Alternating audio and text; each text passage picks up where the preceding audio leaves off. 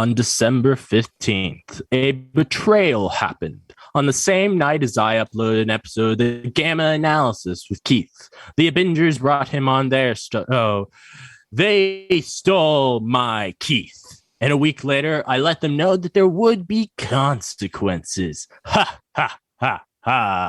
And those consequences have come. I have forced the Abingers to rewatch the Edward Norton Incredible Hulk film. Ha, ha, ha, ha. Hey, everyone. Welcome to Smash Trivia. I'm your host, Smash Trivia John. You can find me on Twitter, Facebook, YouTube, Twitch, and Instagram by searching Smash Trivia to follow everything happening with me. I'll be the one with the big old green head in the profile picture. I'm so excited to get into this. This is the Gamma Analysis. Basically, in this series, I'm going to review everything Hulk, that all the movies and TV shows, and maybe at some point I could get into comics, but that's a while off. Hope you enjoy Smash Trivia presents the Gamma Analysis. I want to ask everyone listening if they could please do something for me. Please share the hell out of this podcast with all your friends, because I really want to get the Gamma Analysis to be big enough that by the time She-Hulk comes out, maybe I could become press and either get the first episode early or be invited to the premiere or even just get one of the press goodie bags.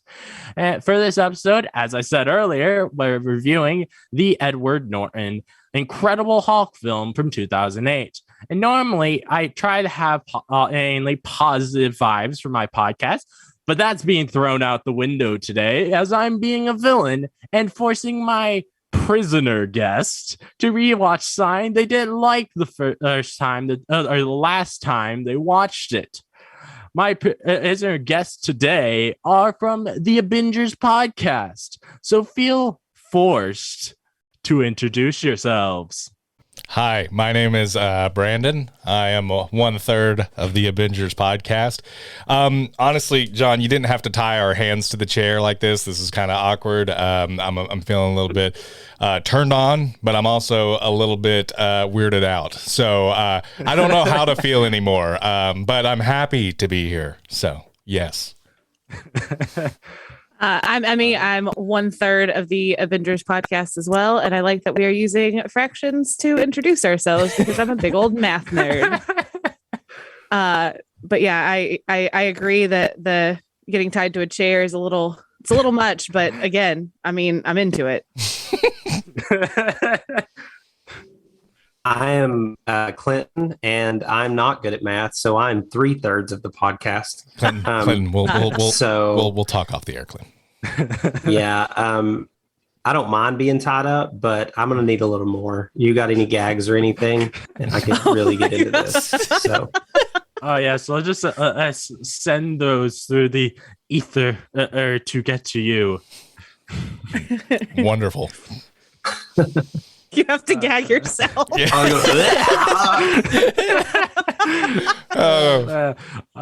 Wouldn't be the first time Clinton did that. All right. So as I always have at the show, I have a trivia question for my today's prisoner guest. As what is the name of the Marvel one-shot that reveals that Tony Stark was actually recruiting the Abomination in his meeting with General Ross? Do any of you have an answer for that? I just watched all the one-shots not too long ago, and I couldn't tell you a name for any of them. Yeah, I don't remember the names. I don't think either of any of them. I know a few, but maybe Ross's Big Problem. I don't know. That just sounds like something they would name it. It does sound like. Honestly, that sounds. I feel like that was a joke, but like something problem. No. I really was like, if I had to guess, I have no idea what it is. Okay. But well, I will reveal the answer to that near the end of the show.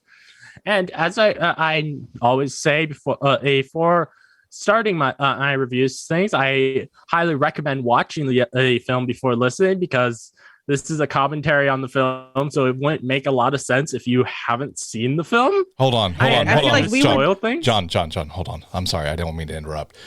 We were supposed to watch The Incredible Hulk. Well, I forced you guys. Hold on. I watched all of Hulk Hogan. And that's what I thought we were talking about. I thought we were talking about, oh, God. Oh, I'm so sorry. I'm going to have to, okay, my apologies. I watched WrestleMania 3 with Andre, WrestleMania 6 with Ultimate Warrior. I am so sorry. So I can tell you that body slam, though, in front of the Pontiac Silverdome was incredible, absolutely incredible. But that's about it. Well, that's okay. I got it. Well, Brandon's thoughts are going to be very interesting tonight then. All right. I got it right, though, guys. We were watching The Hulk with Eric Bana, Yes, correct. Yeah, that's the one we were supposed to watch. Yes, definitely. I thought we were watching the show, The Incredible Hulk, and reviewing it as a whole series. Yeah. Well, yeah. Well, John, don't worry about it. That might be a little hard to review. Oh, you're telling me? I watched all those episodes in one podcast. Oh my god! So the podcast that I want to shout out this week is the 15 Minutes of Marvel podcast that is hosted by Ethan Simi. They put out some great Marvel content that I've enjoyed listening to, and they especially great aid for anyone who doesn't have a lot of time, so they need a short podcast. Another really cool thing about the 15 Minutes Marvel podcast is they haven't betrayed me. So please check out that podcast. You won't regret it. Nice job, guys. It's something that I normally do on you guys' podcast, but since you guys are here, I got a Boink, Bond, and Butcher for you. And for anyone listening who has no idea what this is basically their version of Fuck, Marry, Kill. And so for this Boink, Bond, and Butcher, I have Eric Bana Hulk, Edward Norton Hulk, or Mark Ruffalo Hulk. Sounds like I'm going to be sore regardless. Oh, it's the Hulk version. Yes. Okay. I would boink Hulk Hogan. I would still probably sore, honestly. Yeah, that's true. Yeah. But and your ears ringing from hearing brother over and over. Hey, brother. Yeah. My great grandma, my Nana, she used to stalk Hulk Hogan. We need to talk. She lived in Clearwater Beach where he lived, and she used to drive by his house. Like, she would like take all of her guests and be like, "Look, there's where Hulk Hogan lives." But like, she would also take pictures of the house. Oh my god! Yeah, this is before camera phones. That's wonderful. So she actually got the Polaroid out and just like geek. She had like a printed off photograph of him on his microphone. Oh, Motorcycle leaving his house. Nice. Okay, I would boink Hulk Hogan, Bond, Macho Man Randy Savage, and Butcher Ultimate Warrior. I don't think that was the question. Oh my god! I told you I am messed up from the whole wrestling thing. I am so sorry. I will boink. God, the pain I'm going to feel. I guess I would. I don't know how to. I guess I would boink Eric Bana because, you know, like if I'm gonna go big, I'm gonna go all the way, I guess. And he's like the biggest Hulk, right? Isn't he like the huge one? That, he would. Go big or go home. So boink Eric Bana, and I would also the brightest green. Oh, I love a bright green. Gosh, Clint knows me well. He knew what to say to make me reaffirm my decision. And I'm also going to Bond. Ruffalo's Hulk, because he's gonna be like, "Hey, it's me, man!" And he throws things. You know, he's kind of a jerk anyway. Honestly, I don't know why I would bond him. Was he the Kool-Aid man just then? I watched Kool-Aid ads too. That's another thing I watched. Jesus. Oh yeah, the cream of the crop. And I would also say I would butcher Edward Norton's Hulk because his movie. Okay. Damn. Okay, I would bond Ruffalo's Hulk because he's just a sweetheart. He seems like, and he's buddies with Tony, so he could get me in there with Tony. And you're just looking for that throuple with Tony. I would. You're not the science bros anymore. You're the science hoes because I'm about to have my way with both of you. But this science hoe is really bad at math. That's right. I would let them teach me a thing or two. I would be there. I would boink Edward Norton's Hulk, and then I would butcher Bana's Hulk because he just didn't do it for me at all in any way ever. Right. and it pissed me off how much he could almost fly in that movie. He could jump from mountain range to mountain range. I was like, what are you doing? That end scene when they're chasing him, like he just flying everywhere. This is dumb. I've never seen such anger. Like, what the hell are you doing? No, don't do that. I would say do better, but then they didn't with the Incredible Hulk. Okay. All right. Logicking this. I have said before that I have not seen Eric Bana's Hulk all the way through. Is logicking a word? Logicked. Yep. Logicking? The verb. I thought you said logic. The verb of I'm logicking. I don't know. Yeah. Math. Keep to math. Emmy. Yeah, stay with math. So I've not seen the Eric Bana Hulk all the way through. I used to have a geography teacher who, if he was coming in hungover, he would like play it, but like he would play it throughout the day. So like if I was in second period, I would start where first period had left off. And so I saw bits and pieces of it that way. I remember there were helicopters in it. So butcher that one. I initially thought Bond, Edward Norton, but this watch of the movie, he didn't age well, in my opinion. Damn. No. Sorry. The movie, his character didn't age well. So I feel like I would like the chaoticness of like rageful, like Hulk, you know, like before he kind of grows a conscience. Like he knows he doesn't want to hurt me, but like, he might want to throw me around. So I'm going to boink Edward Norton Hulk. And then Mark Ruffalo Hulk seems like a sweetheart. So I'm with you, Clinton. Okay. See? Perfect. What about you, John? I actually have thought about this, so I will boink the Mark Ruffalo Hulk because Mark Ruffalo, when he's filming it, he has what's called he calls the man canceling suit. So and also the design for that Hulk does not have genitals. So he's closest to being side that I would actually be attracted to, and then I'd probably bond with the Edward Norton Hulk. But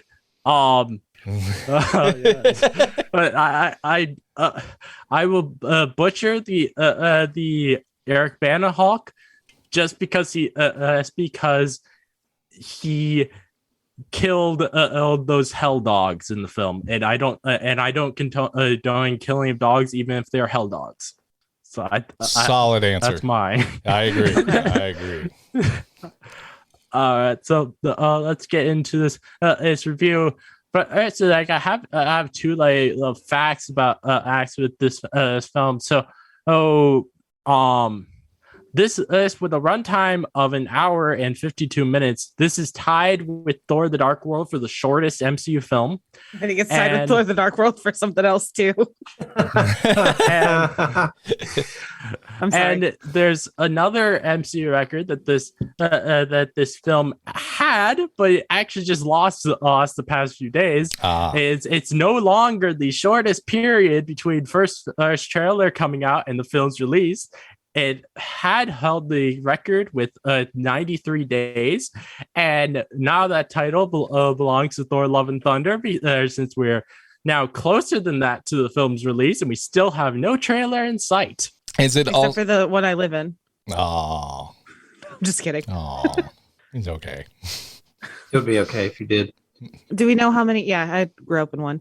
That's what I should have said because I don't live in one currently. Do we know how many days it is until the release? Well, since it was I think it was either yesterday or the day before that it was at the 93 days, so it should be a like 92 or 91 days now till the film's release. I'm kind of rooting for it now. Like I don't want a trailer. That's Same. fine. Yeah, I'm at that point now. Like, just don't give me one. Yeah. It'll be like a drop. You know how artists now are like not they're just boom promoting. Here's my they're album. just dropping their albums. Yeah. I'm it's something that I am actually really interested in the idea of to see. We know that just having the Marvel Studios name behind something gives it hype.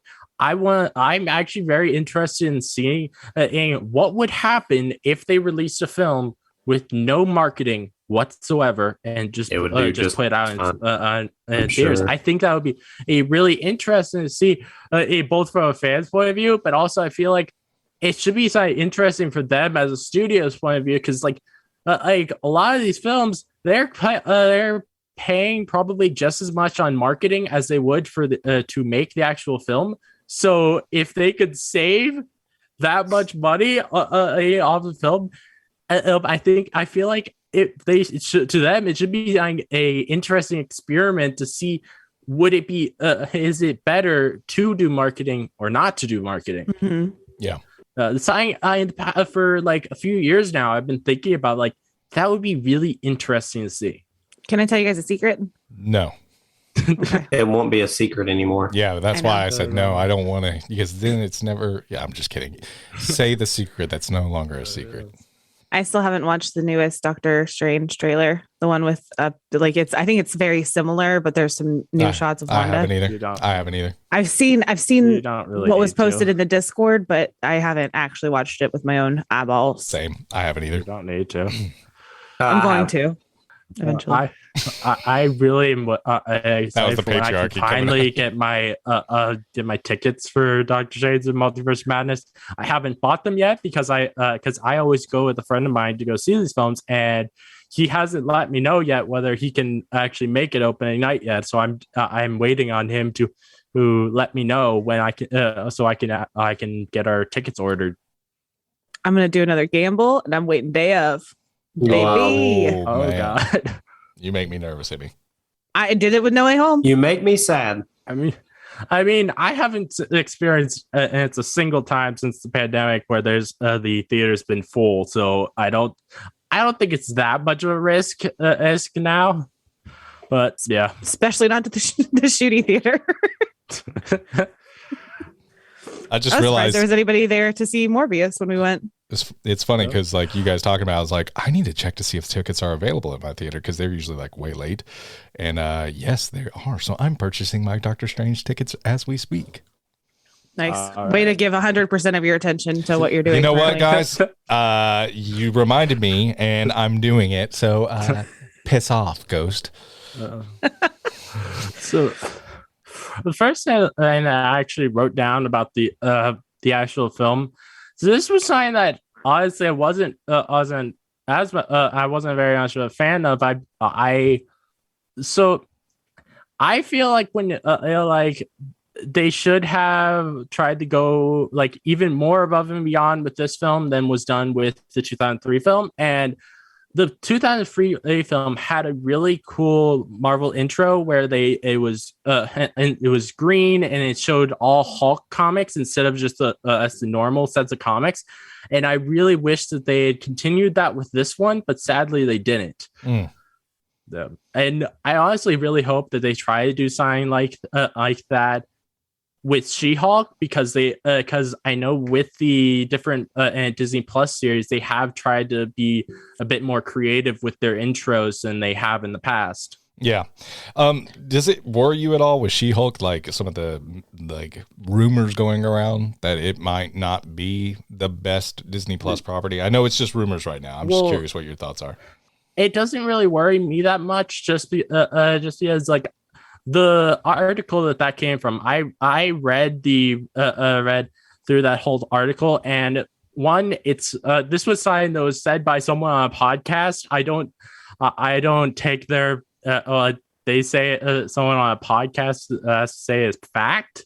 And Everything we say on our show is fact. For and also they particularly mentioned in that same podcast interview that it might be simply be that it's a situation just like with Guardians of the Galaxy where they were very afraid about Guardians of the Galaxy before that came out because it was something so different from anything Marvel's ever put out. So they were, so Marvel Studios was very afraid that they did. Is it true that She-Hulk is going to be played by Brooke Hogan, Hulk Hogan's daughter?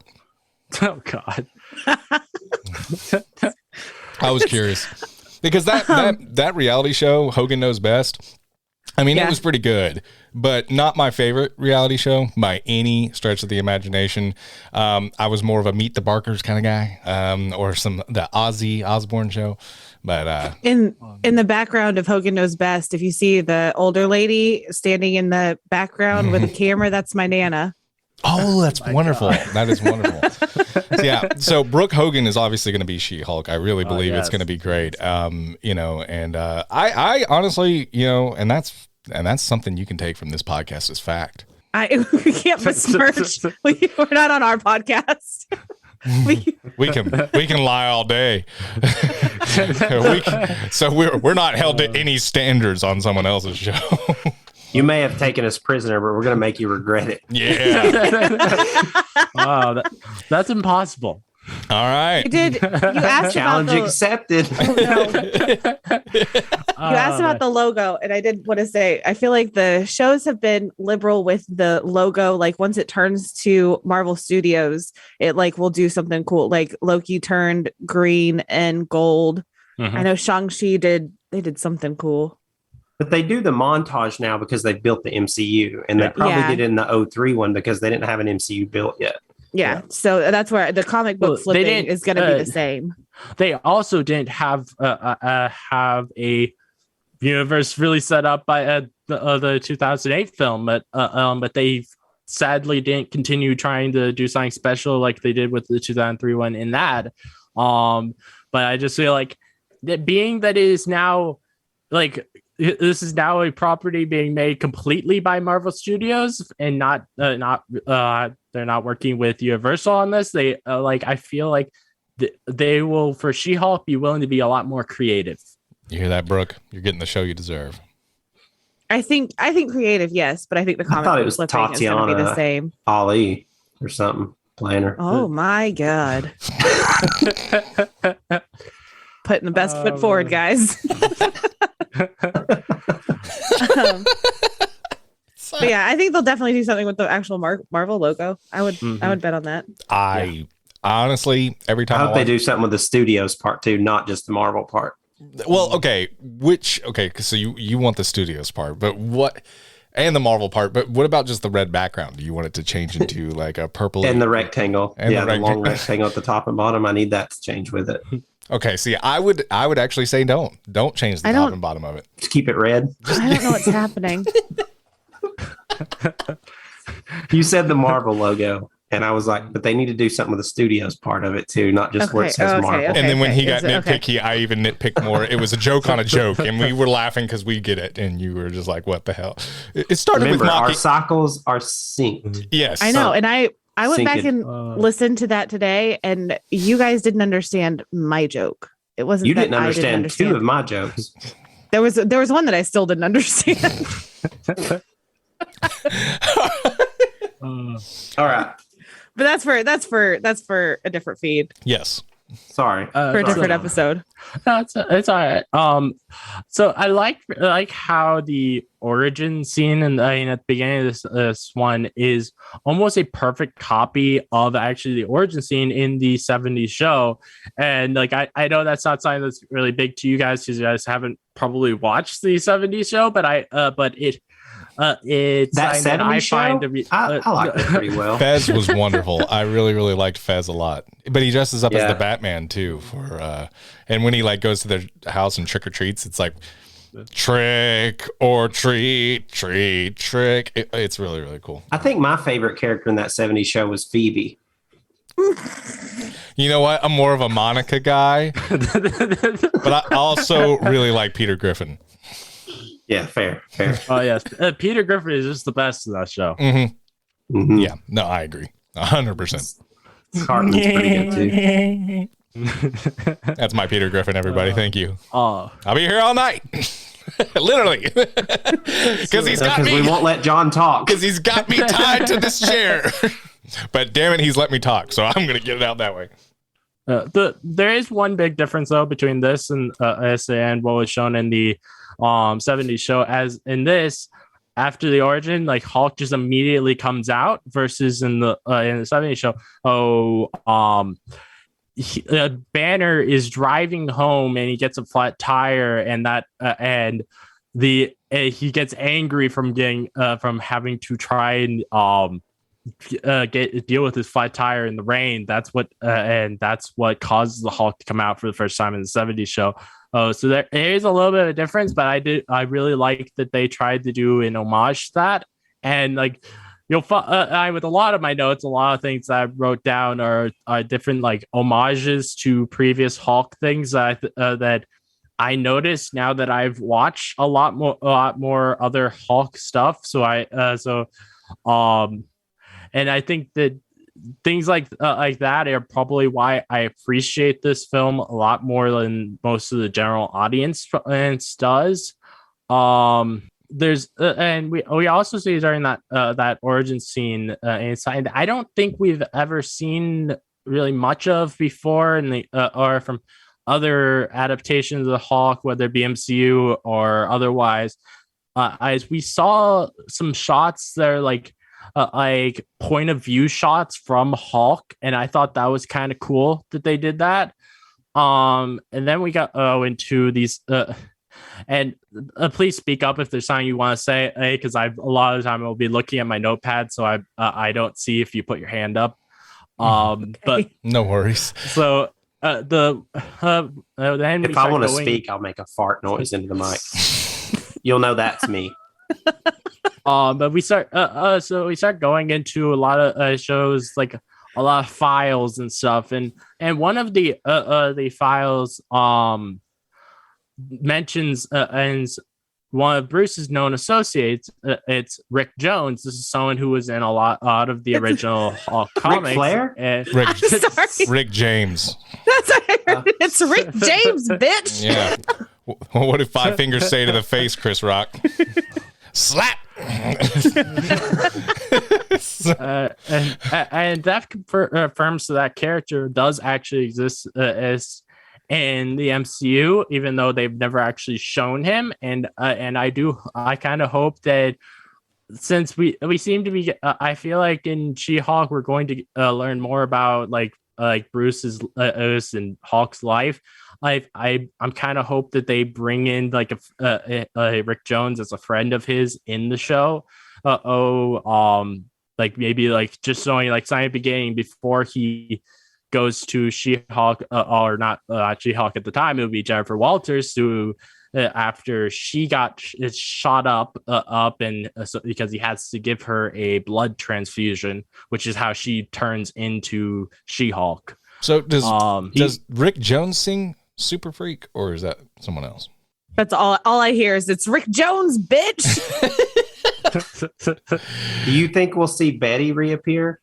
I hope so. I hope so, because like I honestly, she's Emmy's favorite. I know she's been rooting for her for a while. I like both the two actresses who have played Betty in both the 2003 film and in this. I think they both did a great job. And I honestly don't find much scenes that haven't aged well with her character in this. In this? Yeah, no, I don't see much. She's also a scientist, and and it's nice seeing that she's not just a love interest, I feel. Well, okay, but then she leaves her career to go on the run with a fugitive because he is a love interest and she is a love interest. Once you go Hulk, you never go back. That's true. Okay, that's true. She also she got a taste. Once a man leaves once a man leaves you and you move on to another relationship, you don't just go running back into his arms. Okay, you don't say what other people do or feel. You don't know that. You don't know. Oh, excuse me. I'm so sorry. I'm not a female. No. So you're saying all females are the same. My bad. I misunderstood. I'm saying that if that was when you want to portray a strong female in a movie who is not just a love interest, you need to portray someone that is basically the opposite of Betty Ross. And I called her a damsel back when we reviewed it almost 2 years ago. There's not really any damsel in this. She never she's never like kidnapped by anyone or anything like that. I don't see how she'd be a damsel. When was she a damsel, Amy? I'm genuinely asking. I'm not trying to be a jerk. When was she a damsel and not a damn good actress in this? I refuse to be attacked after watching that movie again. I think Liv Tyler is the actress of our generation, honestly, and her as I disagree with you there. Oh, I mean, seriously, and she's the daughter of Steven Tyler, so she's. I was gonna say, just because she knows Steven Tyler, yeah, she can walk this way. So, okay, so here's what I mean when I say damsel. I'm saying she is a love interest. She's a female who I feel like was written by probably mostly males, being like, if we had the perfect woman, this is what we would want. She is trying to make herself valuable to him by cutting his hair. She messes with his outfit. She runs back to the man who left her, which, like, if you have a conversation about it, like, first, like, hey, why'd you freaking leave me? Why was I alone for so long? Why are you back now? That's a different thing. Like, things can be forgiven. It's not like, if you leave me, I will never go running back to you. Sorry. Well, okay. It definitely. No, I'm not done. I'm not done. I think you got barked at. I'm not done. She leaves her career for a fugitive, and she needs to be saved. And you said she didn't get kidnapped. The Hulk kidnapped her, kind of. The Hulk carries her off. She's unconscious. I mean, yes, he saved her. Hello, damsel. He does. I would argue that just because someone gets rescued does not make them a damsel. I completely agree with you.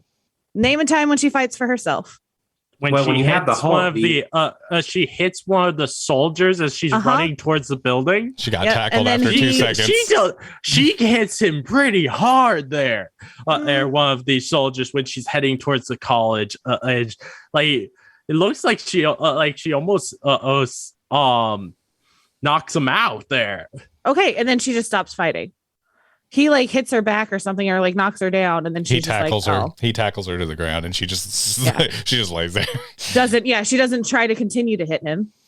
The one time that there's a spark of anything redeemable from her is when she screams at the cab driver and is so pissed off, she's yelling at him, and he does a disgusting little kissy face and like a nice ride, and she kicks his tire, and then redeemable for her. And then Bruce Banner says, I know a couple of anger management techniques that can help you with that. Which is a funny line because of who he is. No. Because of the person he is, who's like...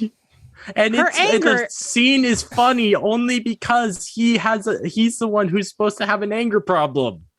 Agreed. I see it. I understand it. However, her anger is completely justified. Justified. It is. Because that guy is being a creep. Her anger at that moment does not need to be managed. She needs to be heard because he was being an absolute disgusting pig. Yeah, and Bruce was literally just joking there. That is not a time to joke. You need to be yelling at that guy too. He's an asshole. Yeah, he kind of hit on his. He can't deal. He can't be the one yelling because he's going to turn into the Hulk if that happens. Well, then he needs to be like, "Hey, your anger is valid. Well, I understand why you're pissed off." There's also that guy's a creep. I'm getting his license plate number. Emmy. Breathe. I do think that there is honestly. The communication gap, this felt very, at times, exactly what Emmy was saying. Like, you have to make leaps in your head. Like, for example, he just shows up out of the blue and she just drops everything. It seems like she's really interested in this head shrink. Seems like she's really having a good bond with him, and then literally drops everything on a dime and literally drives in the pouring rain. Peace out. And granted, he's very understandable and nice, but how did this get reconciled so quick? And also, one more point, and then there's also just like where they leap and everything, like there's no communication. Like she gives him like this wristband of like, hey, when you get to 200, so now you can monitor your heartbeat. You think that would be one of the things when I get to 200, like when I get 200 heartbeats per second, I turn into the Hulk, and immediately puts it on, and they almost like do the hanky panky, and like literally, And she's you like, turn yourself around. and she's literally like, what's wrong? What's wrong? Like, you know, if you guys like talked, that would be a common thing you would say. I think that would be like, the thing about it is this relationship's hard to believe in because there's real big gaps in communication that is shown to us on screen, you know, and so I don't think it's one of MCU's best. I can and understand that, and like you are right, it is a little weird that he does just leave the guy she's already with for this him coming out of nowhere. And he's got a cool job. Somebody calls him a head shrink. He makes shrunken heads. Like, that is cool. Oh my god. But Bruce. Bruce. Oh, that was our biggest takeaway. It was funny. My wife and I were watching this together, and she went like, I was like, what? She goes, Bruce? Like, she was so happy it happened. Her first line in this movie, Bruce, is a whispered Bruce. Bruce. Yeah. Like, and you're in an alleyway, girl. He's not gonna hear you. You would think you would be screaming out, but you know. Mm-hmm. Okay, I'm sorry. That was my all right. That's my biggest pet peeve with this movie was that. Yeah, and I can understand that. I can understand that. We see a Bruce is watching TV as he's and one of the TV shows that he swaps channels to features Bill Bixby, who played Banner in the 70s show, and I thought that was really cool. And then I also really love how Bruce uses Sesame Street to learn the language. And then and the next thing I have jumps a little bit to him at the bottling plant, and where Bruce cuts himself, and we see a blood coming down, and the CGI of Bruce's blood, as it falls, it still looks very animated, but at least it looks a lot better than the absolutely awful CGI blood that was in the Hulk 2003. Because there was a scene with blood with his father, and it looked absolutely awful in the 2003 film. Yeah, the bright green Hulk. I agreed. His shading was so off. And this one, I feel like they did a lot better job with the colorization of the Hulk, especially in this bottling plant scene. I actually like more bright colored Hulk, but I can definitely understand people wanting him to be a little bit of a darker color. So I can see people liking that color for him in this. I need to confess something. Okay. So this is not on any kind of streaming platform that I can get. So of course tonight I flew to Germany, where it is available on Netflix, and watched it in Germany. However, they don't have any subtitles available in English, and so it's all the subtitles are in German, and you can only hear it in English and German. And so when Grover is speaking Portuguese, I stopped it for a second because I was like, oh my gosh, did they translate? Because you can't tell how Grover's lips move. Like, did they translate that into German? But then I was like, oh my gosh, it's Portuguese, you idiot. But yeah, all of the subtitles were in German, so I had to try and remember what they said. 9. Yeah. And then I flew back, obviously, before. So the next thing I wrote down was that this is probably the most serious MCU film. So I found it kind of nice hearing the joke, which is repeated in Morbius, but I think it's done better in this. Is of "You won't like me when I'm hungry." I would agree. And also when he says that. Part of why I think it's actually works pretty well in this is it's also a callback to when he was watching Sesame Street, as the word that he was learning in that first scene was hungry. Mm-hmm. And I really like that they did that callback there. so that we see Bruce creates something that as he was hoping could cure him with Mr. Blue while in Rio de Janeiro, but it ends up doing the opposite, making the blood even more green and bigger. Is this a member of the Blue Man Group? Did we ever get that confirmed? We never got to hear any of his singing, so I don't know. Do the Blue Man Group sing? I don't remember. I think they just beat on things. Sounds Like Hulk. Yeah, exactly. Yes, they're good save. Yes, I agree. Yes. I was going to say, I don't think we hear him singing, so I don't know if we know if he would be allowed in the Blue Man Group, Well, but we can surely hope. yeah. When we see that, it kind of made me wonder if this is something we could ever see, like a villain try to recreate this in the future, either to try and become like a Hulk like beast themselves, or to try and turn Hulk into a mindless monster, because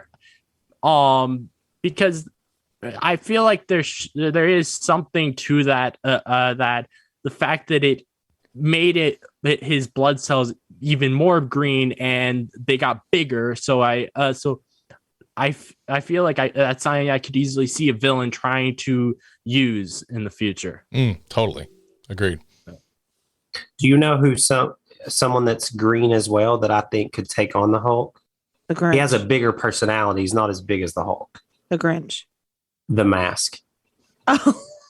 Jim Carrey's The Mask. I would watch it in a heartbeat. That would be amazing, honestly. Yeah, green on green. Green on green. Somebody's And make it a throuple. Add the Grinch. That's two And Jim Plankton. Carreys against the Norton. You can't do that. Add a third. Take Benner Sniff Cucumber Patch. Take him. His Grinch. The one that nobody liked. Or you could just have it be all three green characters that Jim Carrey has played against Hulk, which is the Mask, the Grinch, and the Riddler. Oh, I like that. All right, so I think that would be really fun. I think that would be a wonderful ride. Yeah, I don't think he'd get far with the Hulk because the Hulk's not a big thinker. He wouldn't be trying to solve any riddles. He'd just punch him. Yeah. Hulk smash. That's the movie I want to see. I want to see Hulk and the Riddler in a movie like where the Riddler's Hulk's villain and it just completely goes off. The whole time. Amazing. Hulk's like he's planting these riddles everywhere, but Hulk just smashes the crime scene. Oh, Hulk, sorry. Yep. Hulk messed up riddle. That would be beautiful. Well, so when I was younger and watched this, I really thought there was a chance we could see a Stan Lee Hulk after his cameo in this. And even though I realize now as an adult that would have been ridiculous, there's still a part of me that wishes we could have got that, because I feel like Stan would have had a lot of fun playing that. yeah, I always thought it was an odd choice that he was the one that drank the blood because, I was about to say, because usually his cameos are very innocent and very like there are no implications on the greater narrative or story that's being told. This one, you could have a whole series on Stan Lee's Hulk. You really could because of what actually happened. So I agree. This kind of threw me, man. Like I really do feel like Stan Lee. He would have had so much fun getting to like put on the motion capture suit and get to play a Hulk, even though like it wouldn't make any sense whatsoever. But I think it would have been really fun for him. I think it would have been awesome. Yeah. I'm still stuck on Hulk and Riddler, and I'm sorry, just the Hulk smashing the crowd. Oh, Hulk never solve riddle now. And Riddler, and like Riddler, after he writes his third riddle and sees them all getting smashed, he's like, "Son of a bitch, dude! Like, can you just chill?" Like, the fourth one is just smash. Yeah, exactly. I feel like Riddler would be like, And I even tried to make them easy riddles because I know you don't have that much smarts. No. His last riddle is just that square box with the shape. She put the square through the square and the triangle through the triangle. He can't even do it. And he's like, and he sits there, and that's the whole movie, an hour and a half of him trying to do it. Hulk one circle and square. Hulk smash square circle. Yeah. Sorry, guys. I think we have comedy gold here. Yeah, I'm pretty sure that's the movie that needs Freaking to happen. dibs. Beautiful.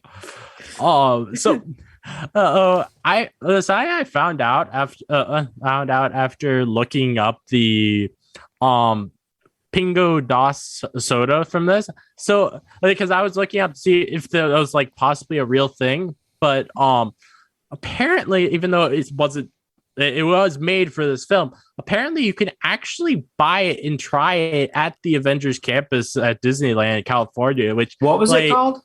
Pingo Dos Penis doused soda. Oh god. Well, dose means two, so it's two penises. No, doused. Oh, Soda's yes. doused in penis. And Penis Pingo, doused soda. and Pingo was his name-o. Oh yes. Pingo. I learned that when I was a young child. Oof! You went from Pingo to penis, and you're like, "Yeah, genius! Two penises." No, don't act like yours is that much better. Mine was G-rated, but it was still as horrible. But yeah, like when I found that out that you can actually like try that at the Avengers campus at Disneyland, like. Even though I, for a long time, really wanted to be able to go there because that just sounds like a really amazing experience being able to go to the Avengers campus. But now that I know that they have that there, I want to go even more because I just want to try. What if there's what that was? What if there's a little red on the side of the drink? Would you still drink it? Hell yeah, I want to become like the Hulk. Is that what happened to Stanley? Well, they never showed a body, and with comic book films, if you don't okay. show a body, then we don't know what happened to him. That's true. That's true. I would be willing to bet money on the fact that it tastes a lot like Mountain Dew.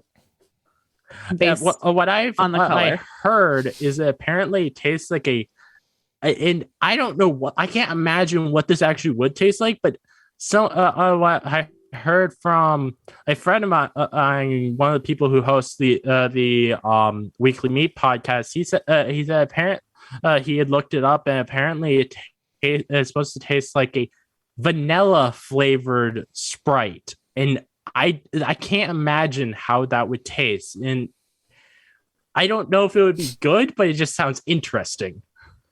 Emmy has Hulk face now after hearing that. Yeah. Lemon, lime, and Sprite. Maybe like a key lime pie. Lemon, lime, and vanilla. Maybe? Yeah, maybe. Oh yeah, sorry. No, sorry. Lemon, lime, and Sprite. Lemon, lime, and Sprite. Who heard of such a thing? Gross.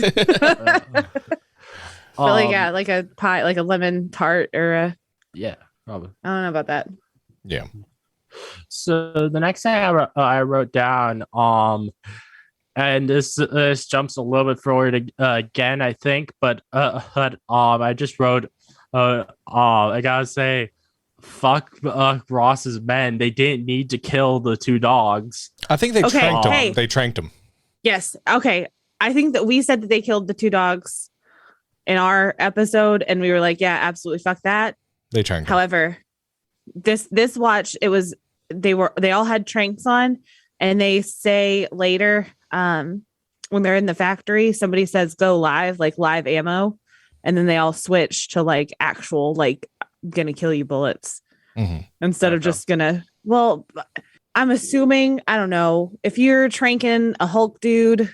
Oh, it could be fatal. You're right. Versus a dog. Yeah, I mean, but I like also, to believe, being that it was the guy who would become the Abomination who was the one who actually shot it. I feel like he would not have cared if it killed the dog. Yeah. Oh no, he Sadly. shot the dog in the face. I mean, like he like gave no shits He did whatsoever. not care at all. And Yeah, not cool. But later on, he does walk by another dog, and I saw that dog, and I was like, he's gonna shoot that dog too, even though I've already seen the movie and no, he doesn't. But at least there's, I don't know. Right. So the next thing I wrote out is that I kind of like how Bruce is being chased both by Ross's men and from the assholes that we saw at the beginning of the film. I think that was really cool. And then I really like see the first thing Hawk did when Hawk comes out is throw one of the assholes across the room. And then we get to the scene where the Ross's men are trying to use the trank darts on the Hulk, and I thought it was really funny seeing all the tranks just bouncing off of the Hulk. Mm-hmm. And then him stepping on them because ouchies. And I when I watched this both a few months ago for this review, and I also watched it just a few days ago because just to refresh. Refresh. But when I watched it a few months ago, I had not remembered that Hulk actually was able to talk a bit in this movie. I did not remember that at all, and so I was surprised when I heard Hulk say, "Leave me alone." Yeah, it's very ominous, and it's I feel like somebody brought that up in our review, and even though that was in my brain, I didn't hear it this time. Yeah, it's watching it. Yeah, leave me alone. He says Hulk smash. Does he say anything else other than those two? Does things? he doesn't. I don't think so. He says Hulk smash at the end. Hulk smash is at the end of the film. The next thing I wrote was I love that we just hear this growl from Hulk after he leaves the bottling plant as we just pan over the forest. I really liked that. And at this point in watching it, when I started working on this episode a few months ago, watching it that time. The last time that I had tried watching this film before that time, I honestly at that point I was in kind of the same place you guys were of like really not liking it, and like I stopped watching after only 25 minutes because I was just incredibly bored. But now at 25 minutes, I was actually really enjoying it. And I. Though I'm not trying to say that this is the reason why you guys didn't like it, but I feel like in part why the viewing is feels so different to me now watching it is I feel like when I watched it a few years ago, I wasn't in a good mental space, so I kind of took me like enjoying myself more watching it as like I'm in a better mental space now, and I because that was during one of the many times throughout the years where I have had severe depression, and I think that in fact affected my enjoyment of the film. So it felt good to be going back and like actually enjoying myself watching it. That's awesome, dude. That's really cool. Yeah. So and honestly, like, I remember, I'll be very, very honest with you. I thought when I first saw The Incredible Hulk in theaters, I enjoyed it. I really did. And I remember coming out of it thinking, this movie has better action. Iron Man had a better story because they came out very similar times. That's not a diss on Hulk. I just thought Hulk had better action, like especially the very end where they're fighting an abomination. I thought that was awesome as hell in the theater. I lost my mind for it. I will just say, I think in the greater landscape of the MCU, that's where I think we have, or I don't want to speak for the three of us, but where I have difficulties is I think Marvel's quality has gone up so much, and that's nothing against Hulk. I think Hulk was good for its time, and for honestly when I saw it, I just think when it's for example, like if you have a better dessert, you're not going to go back to the one that's not as good, even though it was your favorite at one point. Now there's a different one on the menu that you have and you enjoy it.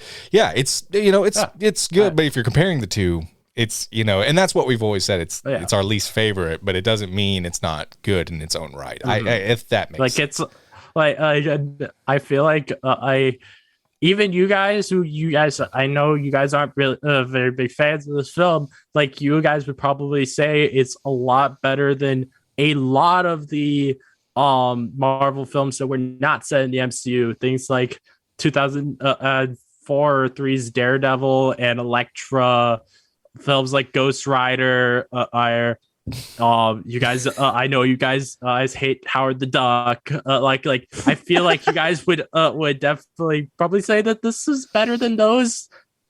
Would you say It's definitely the Avengers out of all those movies you listed, for sure. Like and I feel like definitely better than Howard. Part of why it's probably it's not as good as what it's been made sense is because they had to work with Universal on this. They couldn't just do like a fully Marvel Studios film. That's a good like point. The rest of them their films they were able to do. And like when they introduced the Mark Ruffalo Hulk, because he's not in his own film, they were able to do whatever they wanted with him. So I think that's that is definitely a big thing, and I definitely understand you guys not being a big fan of this film.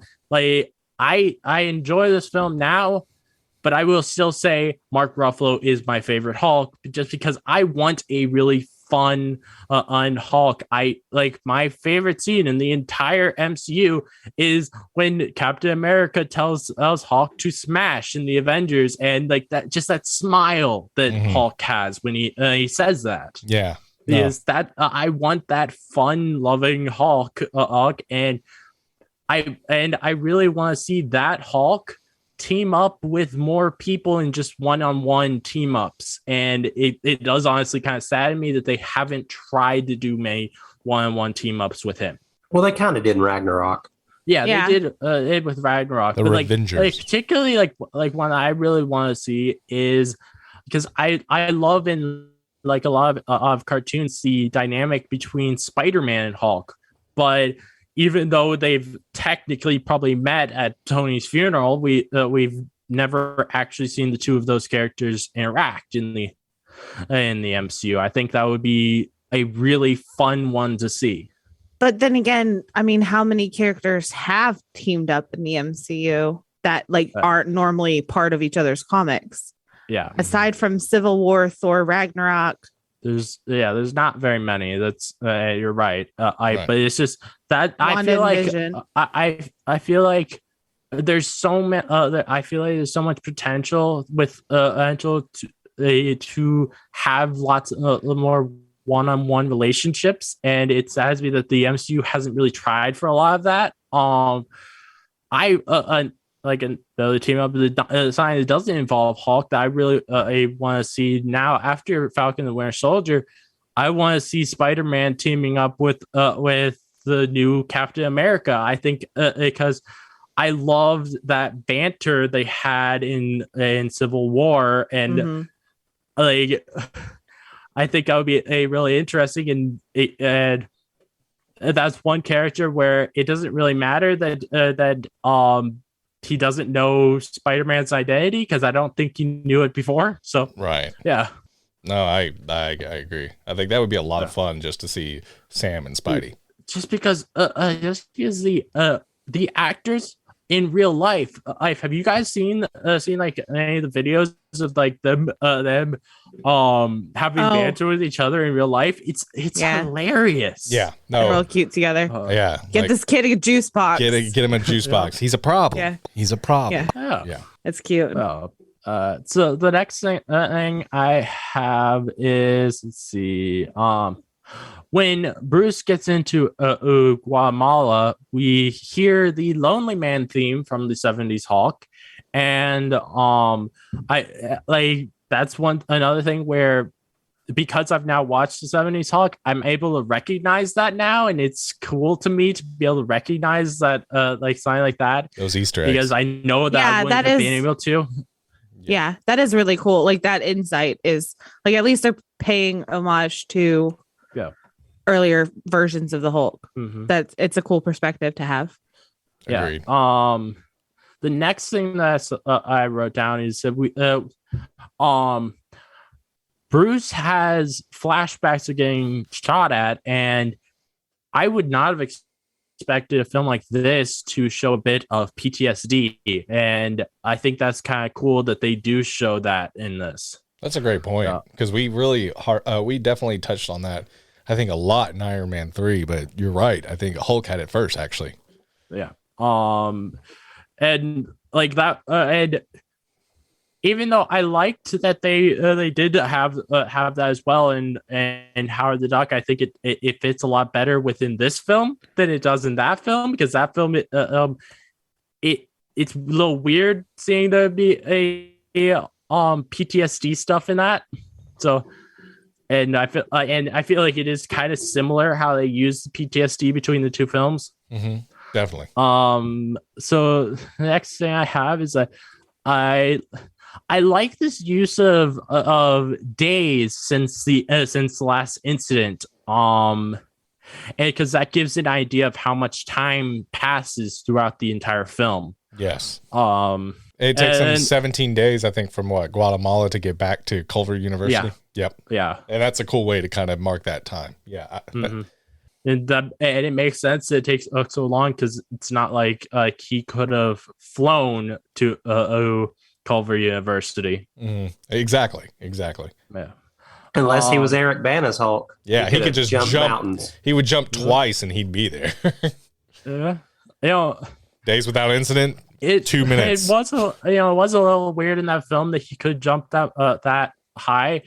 But honestly, I kind of liked it because I like the seeing Hulk jumps a lot, and we saw it in Ragnarok too. So yeah, and I think there have been many other times in the MCU that we've seen things like that. But it's just something that's really cool to me, seeing like these really high jumps that Hulk can do. Yeah. I would like to see Hulk in Space Jam. That would be awesome. I think it would be such an amazing thrill ride. Or to do the high jump at the Olympics. So the next thing that I wrote, and like this was something that annoyed me a little when I watched the film a few months ago, but now I actually realized a little bit more about it, so I'm not annoyed by it. So I had wrote a few months ago, oh, seriously, you have a Stan Lee's pizzeria owned by an old man who looks similar to Stan Lee, whose name is Stan Lee. And I said he should have been played by the actual Stan Lee. Mm-hmm.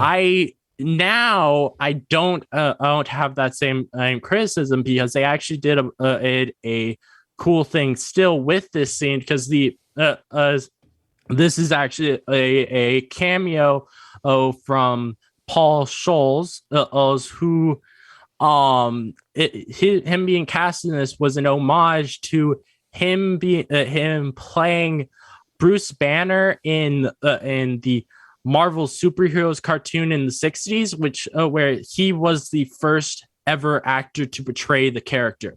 Mm-hmm. So I think that was kind of cool that they did that.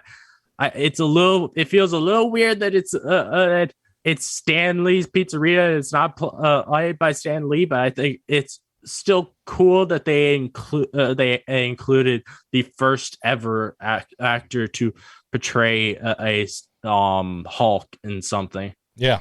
I did think his eyebrows were a little bit too hairy.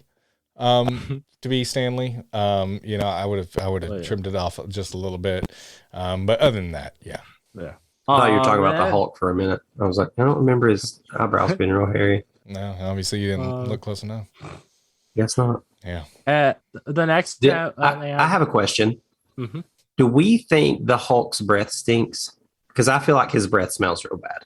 Well, I mean, this is a real deep cut. This is a real serious question. I feel like it depends on how often Bruce Banner brushes his teeth, because though yes, the Hulk doesn't brush his teeth, but he's it's still the same Bruce body. Banner ain't big and green. It's still the same body, so when he gets bigger, it still should be probably clean in there if Bruce Banner cleans his teeth. I don't know. Though I feel like with Bruce Banner being on the run, he probably doesn't do it as often as he should. So yeah, it probably and it's just does extra smell stanky when he's the Hulk. Probably. Okay. I just needed that question answered. Yeah, I think Incredible Hulk has a little bit of gingivitis going on. Let's be real. Mm-hmm.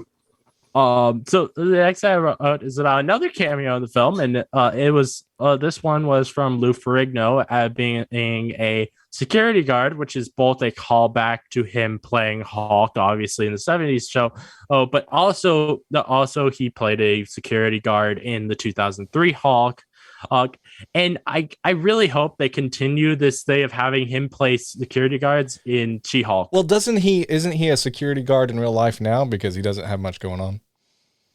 Well, he's still acting. Oh, I did not know that. My bad. My apologies, Mr. Ferrigno.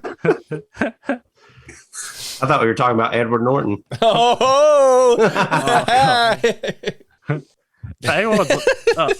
like of the Hulk actors not acting anymore. What I could think of who I haven't heard of anything in years of him being in it is Eric Bana.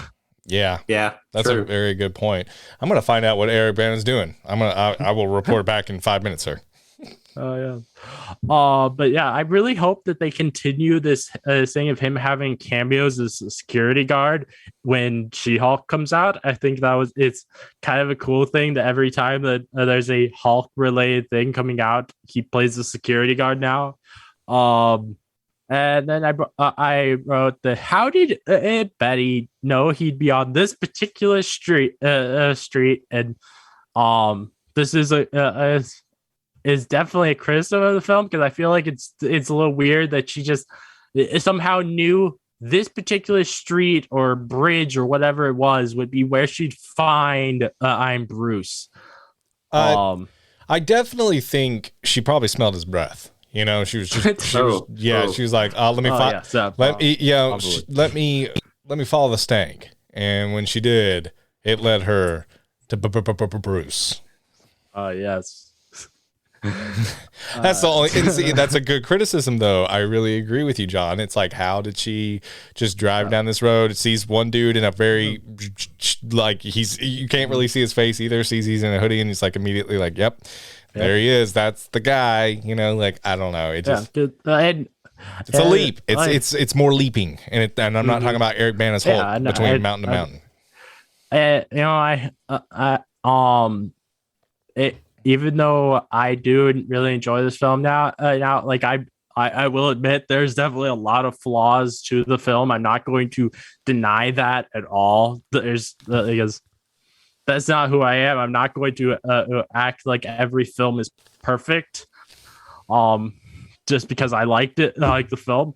Like I actually enjoyed myself of watching Morbius, but that film's a horrible film. Oh God, don't even get Yeah. No. Like most of why I enjoyed it was I was laughing at it, but I laughed and I got elbowed by my wife for laughing in the middle of the theater. She's like, "Brandon, shut up. There's people that are really taking this seriously." There were only a few times where like I actually were laughing of jokes that were in the film that were supposed to be laughed at. Mm-hmm. But yeah, me and Emmy were laughing all the way through the. Well, it's funny that you say that, John, because the whole movie was a joke. Yeah. Morbius, burn! It's not good. It's not good. I would rather get strapped to this chair and review Incredible Hulk 30 times over than watch Morbius again. I honestly really hope that the fact that it's not doing well at the box office makes it so they don't continue on with it. And just ignore that post-credit scene, act as if it didn't happen. Oh, I will never acknowledge those post-credit scenes. I refuse. Yeah, that was. So the next I wrote down.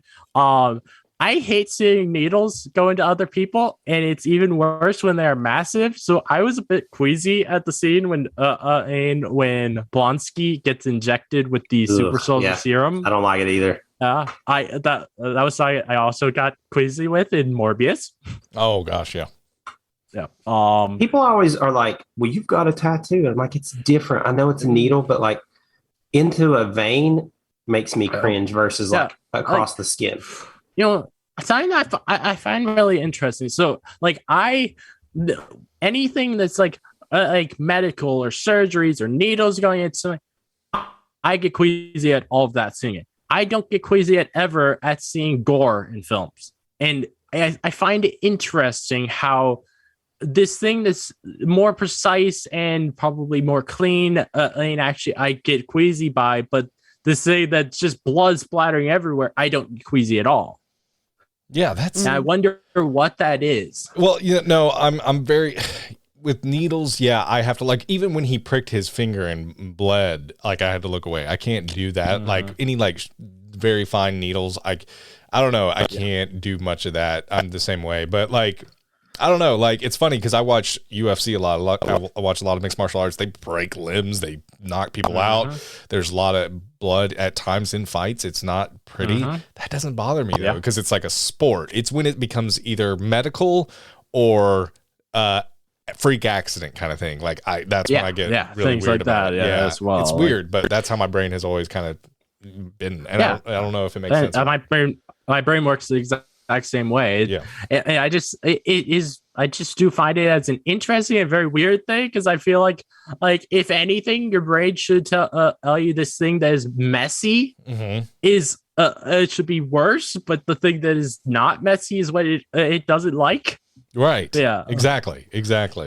I'm not a fan of like free flowing blood. Like, I told the story about how I cut my foot or my toe open on a shopping cart in the middle of a Food City parking lot. Yeah, I remember. And thought I was fine. And then I looked down because I thought my flip flop was wet and it was covered in blood, and thought that I was about to pass the fuck out. It was, but also when they put that huge ass needle in his back, that was also like, I did not like that at all. I think maybe I can do needles most places, but not in the spine. The spine. Yeah, I've had one of what are they called? A spinal tap. I got one of those done before. You turn it up to 11? And the noise it makes too is not good either, because like the noise. That was like, and he just that was really bad. He looks like me when I wake up on a Monday morning, like just upset, shocked, a little surprised. But you had a good time. Angry. That's not how I feel on a Monday morning. No. Oh God, no. So the next thing I wrote down is like, I don't know why, but I really liked Hulk when he pulls when he turns arms at Culver University. We see him just pull off the rest of the torn shirt that Bruce Banner had on. I think that I don't know why I really like take the pants too. Take the pants. No, I find it funny how so this was I was actually talking about a few weeks ago with Keith on the 70s show. So every Hulk adaptation they talk about stretchy pants. Why do they never have like stretchy shirts? I feel like it must be just like because they want to have the Hulk be shirtless. Oh, for sure. Well, here's the thing. Want to see them titties? Hold on. What about stretchy underwear too? Because if he shits himself, it's going to go straight to brown right on those pants. You know what I mean? And I personally think Hulk has shit himself more than probably. Yeah, exactly. And that's what. I mean, honestly, where does Hulk go to the bathroom? Yeah, exactly. When he turns into the Hulk too, like, does immediately like he gets super hungry because his stomach is empty because he's so much larger and he has to eat something. Like, And in that case, does he poop that much bigger? Like, does he go into a normal poop stall? A normal toilet. That's what where do any superheroes? When do they ever go to the bathroom?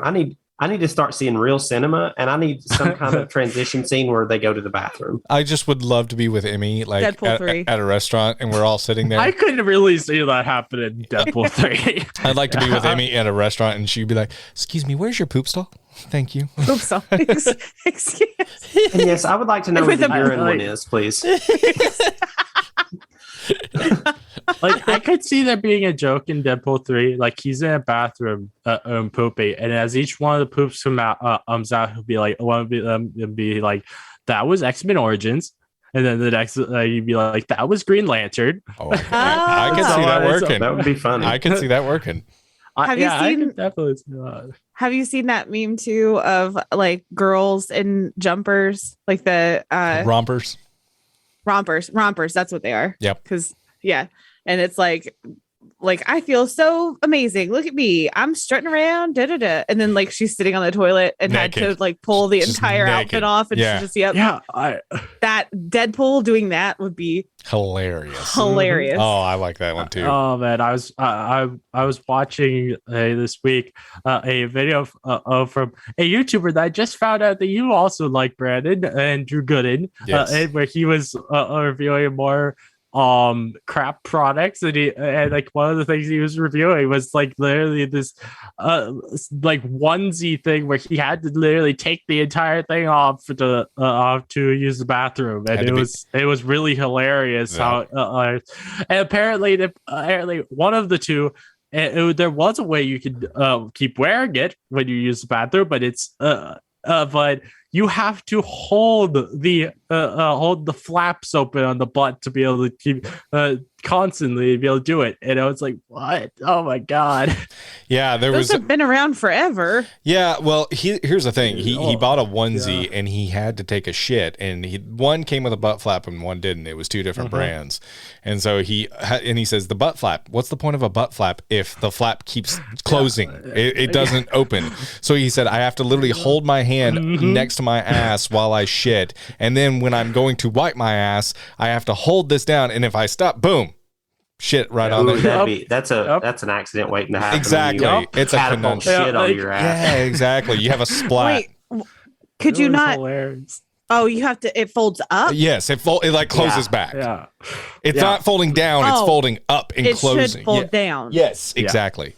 Major design flaw. That's exactly what he says. He is, and apparently, if I remember right, one of the two outfits that he bought right after buying it, the site that he bought it from closed down. Yes. So he could, even if he wanted to, he could ask for a refund. Yeah, he got shit on that. It's too late. Which I thought was hilarious. Like, oh my god. Yeah, that just tells you everything you need to know about that company. Oh. Yep. Ooh. Oh, but another thing about with the Hulk and pants, like, so we got a scene in this about where Betty tried getting him the purple shorts, and I wish he wore those, because we have not gotten a single live action Hulk that actually wore the iconic purple shorts, and I want to see those in live action.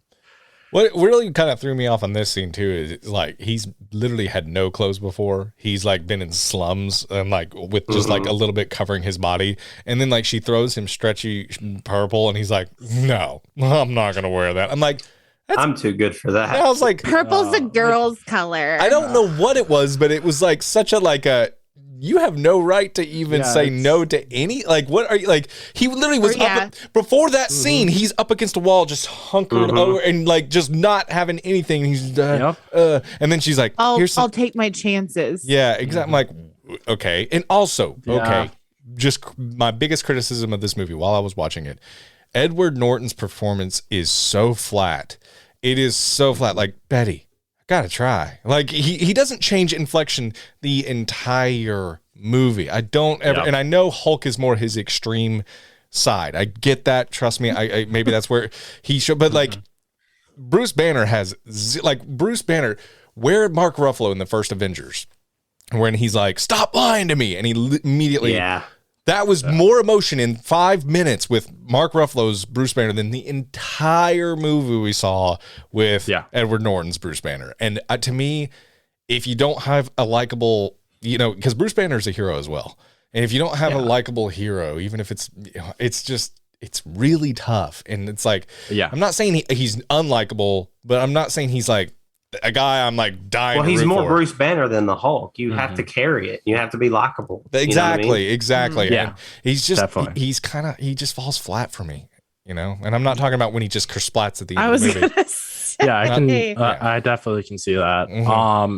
So the next thing I wrote was the CGI on Hulk in the daylight in the Culver battle was definitely not good as good as it is now, but I still do really think that fight at Culver University is a really fun fight. And we also, in that same fight, we see if I remember right, I read something about how apparently the same shockwave tech that they used in this is what Mysterio used was under the water in Far From Home. And I just thought that was kind of cool that they brought that little thing back from this film. I think actually, okay. I think that the sound wave technology that they used here was actually the brown note. To Brandon's point earlier, they don't have stretchy undies, so and this was one of those times that he shit himself. And to be honest with you, John, if we can we play the brown note on your podcast and make everyone shit themselves? Okay. All right. So I'm going to play the brown note. And this is 12 hours of deep layered brown noise. So the next 12 hours, you're going to hear the brown note. So enjoy, and we hope to see you soon. Oh, wow. This is just brown noise. This is not the brown note. Never mind. Hold on. Here we go. Let's try this. If I actually shit myself, I'm going to be so mad. Warning, the sound you're about to hear apparently is the brown note.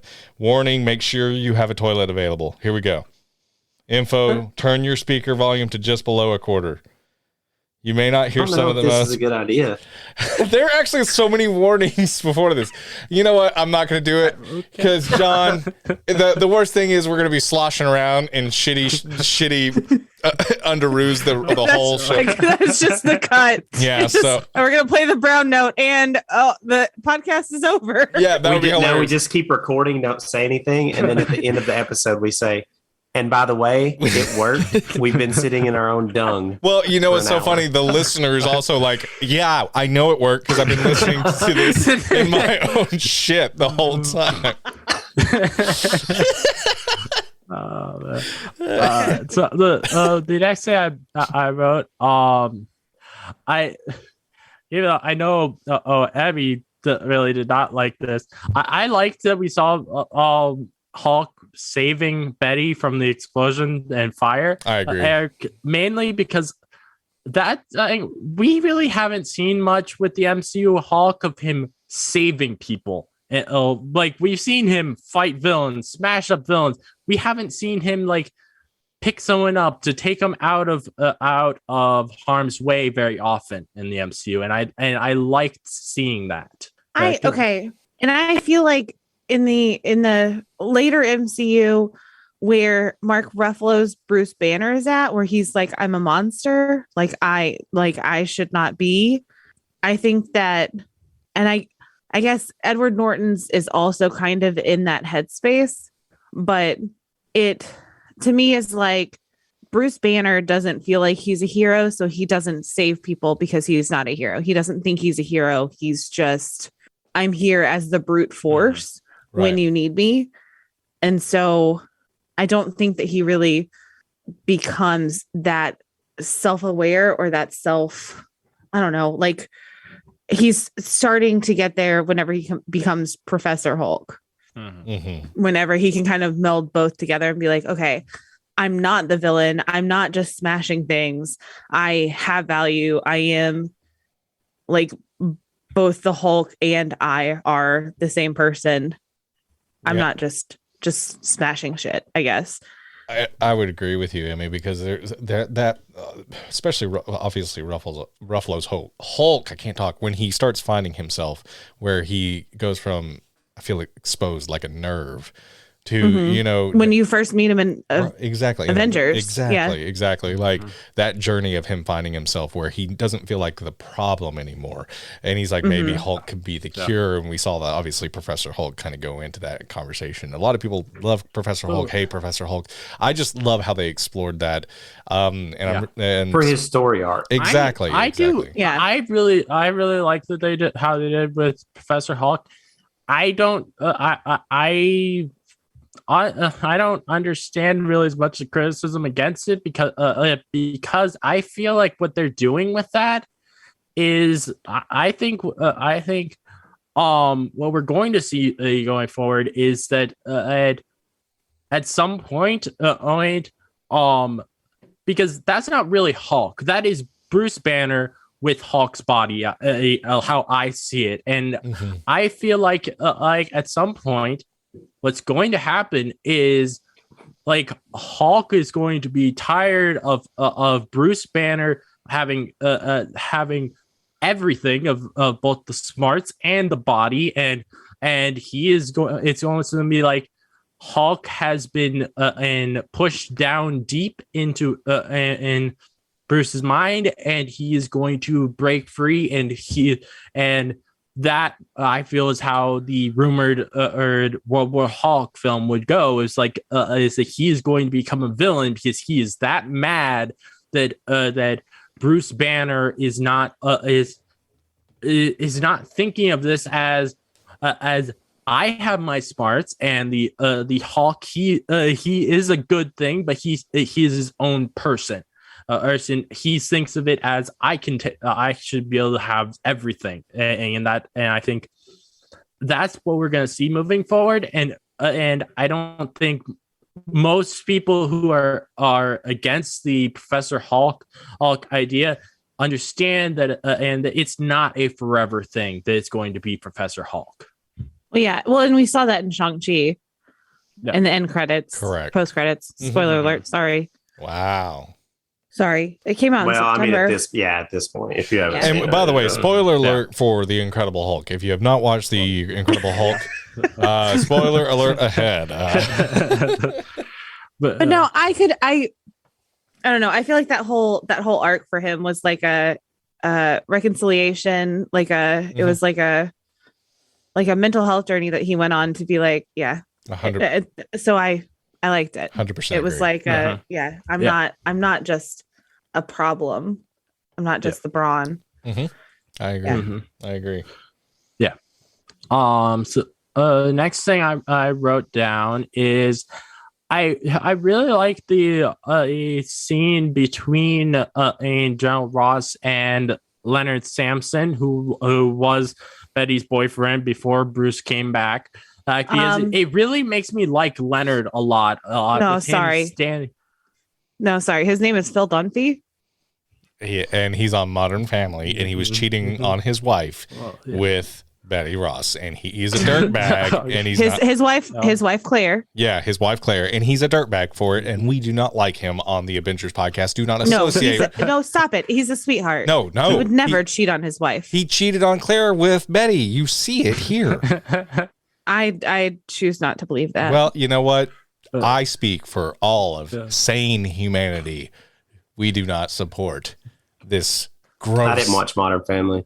Oh, yeah, Phil Dunphy. I didn't watch Modern Family either. Really? Oh my God. Phil Dunphy is just he's such a Hoven, wholesome, and honestly beautiful soul. And if we're speaking honestly, like he's actually awesome in this scene too. He's just more I really like him in this scene. He standing up to Ross and calling him out. It was just so refreshing that like an ex who has every right to be a little upset is just is not some super villain in the making. He's just a good dude. It's like, you know, I like that change of pace. So and since Modern Family is over now, I kind of hope that this is a Incredible Hulk character that they bring back. I think that's the only reason he actually left Modern Family. He was like, if we don't quit it soon. So I can hopefully come back to this one character. I mean, because I agree. I think it would be wonderful to bring him back, and he's waiting. He is waiting. He's put me in, coach. I'm ready to play. And like you don't have to have him with any of any of those side characters from the Incredible Hulk and She-Hulk, because you can just bring him in like maybe for like one of the cases that she is defending in court as because he is a psychologist, and some people that she's defending probably will need like some kind of psychology defense. It might be for his divorce from Claire. Maybe. Let's see. The next thing that I wrote down, there's a theory, and this is not a theory that I actually believe, but this is a theory I remember seeing like and probably 10 years or so. And I wonder what you guys thought of this theory and if you guys would believe in it at all. So there's a theory that the storm in the scene where Hulk and Betty are under the rocks is from Thor, or when he crashes down on Earth, because we know that these films take place within the same week, and I was wondering if you guys buy into at all the theory that they could be connected in that way. I don't honestly believe it, because this is this is a scene in Virginia while Thor is in New Mexico. Yeah. But they exactly do definitely take place in the same week. Okay. Yeah, but I think the location. Time-wise, yes. Yeah. But location, absolutely not. Yeah. And as well as I mentioned, I was like, yeah, I don't believe this, but I just was interested in seeing whether you guys believe it at all. The next thing I wrote was I do really I like the scene with in the cave or under the rocks, because I just found it really cute seeing Hulk sitting with Betty. And then we see that he had a military base. It's after that fight at Culver. Blonsky's bones got crushed so much that they were like gravel. Yeah. And watching that scene this time, him getting thrown up against that tree. First of all, he was being a cocky little bitch. Yeah. And so I'm not saying he deserved it, but I mean, yeah.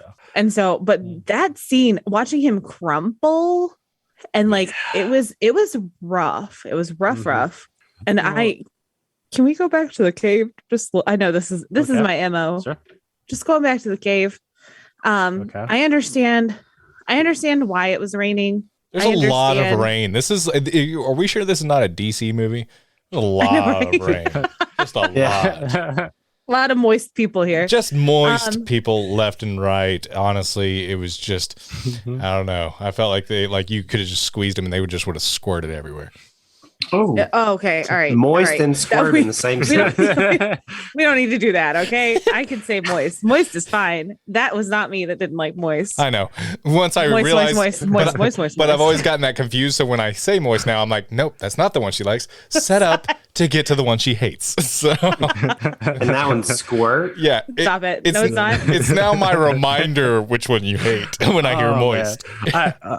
I remember when you guys, I set up that that competition for her until Shang-Chi came out of not mention Iron Man 2 because if she did, you guys get to say squirt. That was not us. That was, I believe, if I'm not mistaken, it was Quadriplegic for 96. Who set that up for me? I really loved that. It was really fun when that happened. Yeah. Yes. Which hey, speaking of, Blonsky is more tanned than Justin Hammer. That is so much self-tanner on him. What I love is I can just imagine Blonsky's like, you forgot my underarm. So seriously. I bet the spray tan was easier for him though when he was like mushy.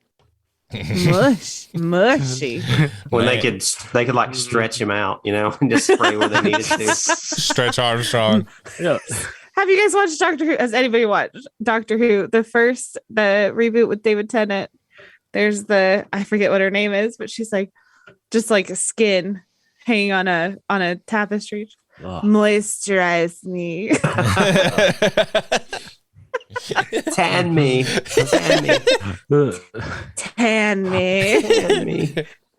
Sorry. Okay. So going back to the cave with all of the moisture, I had some serious issues with the rain CGI. Yeah. No. On Hulk. We take our rain CGI very, very seriously. Emmy, tell him. I thought it actually didn't look too bad when he was Hulk was wet in that scene. Well, you know who was wet? It was me. The After Hulk watching. wasn't the only one that was wet. I knew it. Not me. I knew Not somebody me. was Not going to me. say that. After watching It that was scene, Betty. It was Betty. after watching that scene, I was pretty wet. I was like, all right, Hulk, I see you.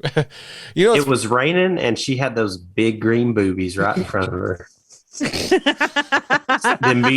BGBs. GBGB. I just took a sip, and it took everything in me not to just literally spit it out. when you said that.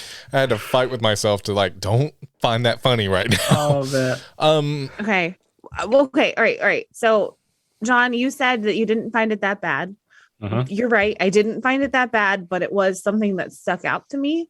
Mhm. Here's how I fix it. Hey guys, it's not raining in the scene anymore. He's no longer moist. We don't have to do the raindrops. It's okay. Hey, look, I fixed it.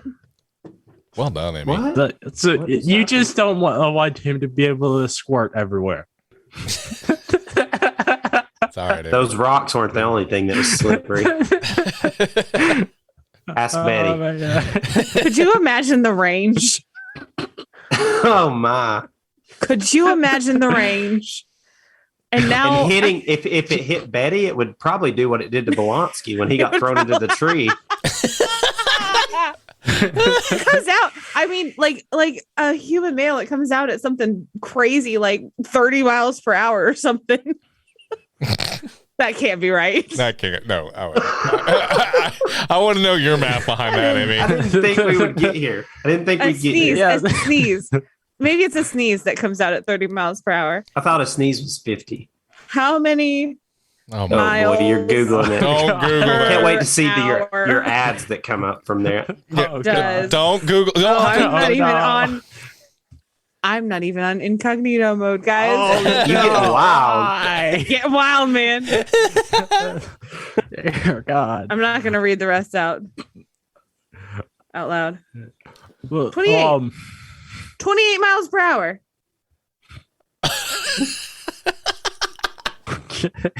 I'm sorry. Was I wrong? I rounded up, but was I wrong? Don't say you You were rounded wrong. up. You know you weren't rounding. You thought it was 30 and it was 28. You're too off. You could say that. We're wrong. Excuse me. I was too off. You guys were like, okay, that's well- faster than a school bus can go in a school zone. Oh my God.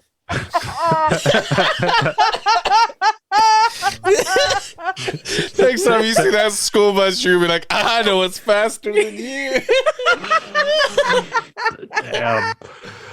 Oh no. So, but actually, I was gonna say, but before Emmy rudely interrupted me, saying we have to go back to the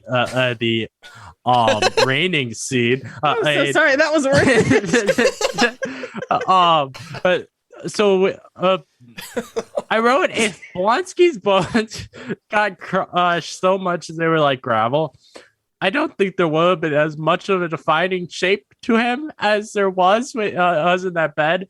I think he probably would have looked more like Harry Potter after he got injured and Professor Gilroy Lockhart used that bone removal spell on him.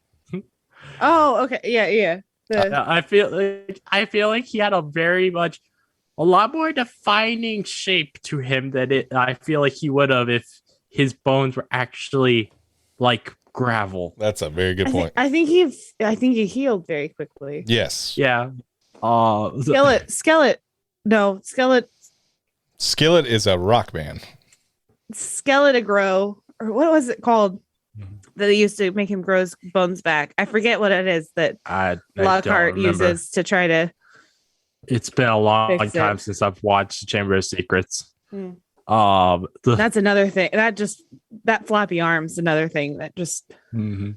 not a fan. Not a fan of that. Nope. By the way, guys, sneezes only travel at 10 miles per hour. So Oh, they have to abide by the school zone. just FYI. The next thing I wrote down is that the student who captured video on his phone of the incident at Culver University is named Jack McGee, which again is another homage to the 70s show, as in that Banner is being chased by a reporter named Jack McGee throughout the entire show's run. So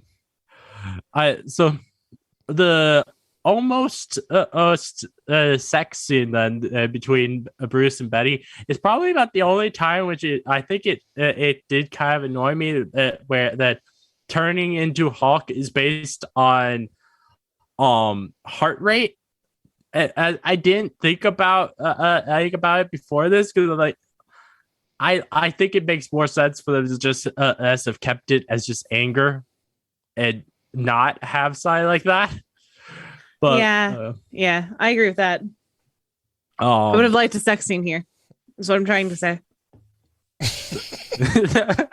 And then something comes out. I don't know, a sneeze or something comes out at 30 miles per hour. 28. Guess it's so what you're saying, excuse me. so what you're saying is you wanted Edward Norton to become daddy. Eddie. No. Betty. Am I not the same age as him? I'm not the same age as him. He's much older than me. He is. Yeah, he's I think 78. Oh, Pretty sure. How old was he in this? 74. oh yeah. Yeah, so 14 years ago. He was He 4 was only years 4 younger.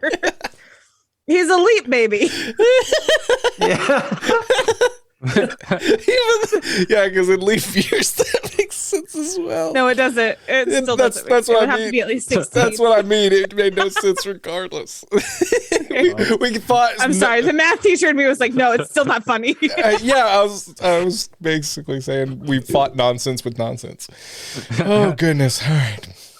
The next thing I wrote was that General Ross had the soldiers put Mr. Green and Mr. Blue into the shield system, where it then showed that what seemed like shield literally has everyone's private emails, text messages, DMs, etc.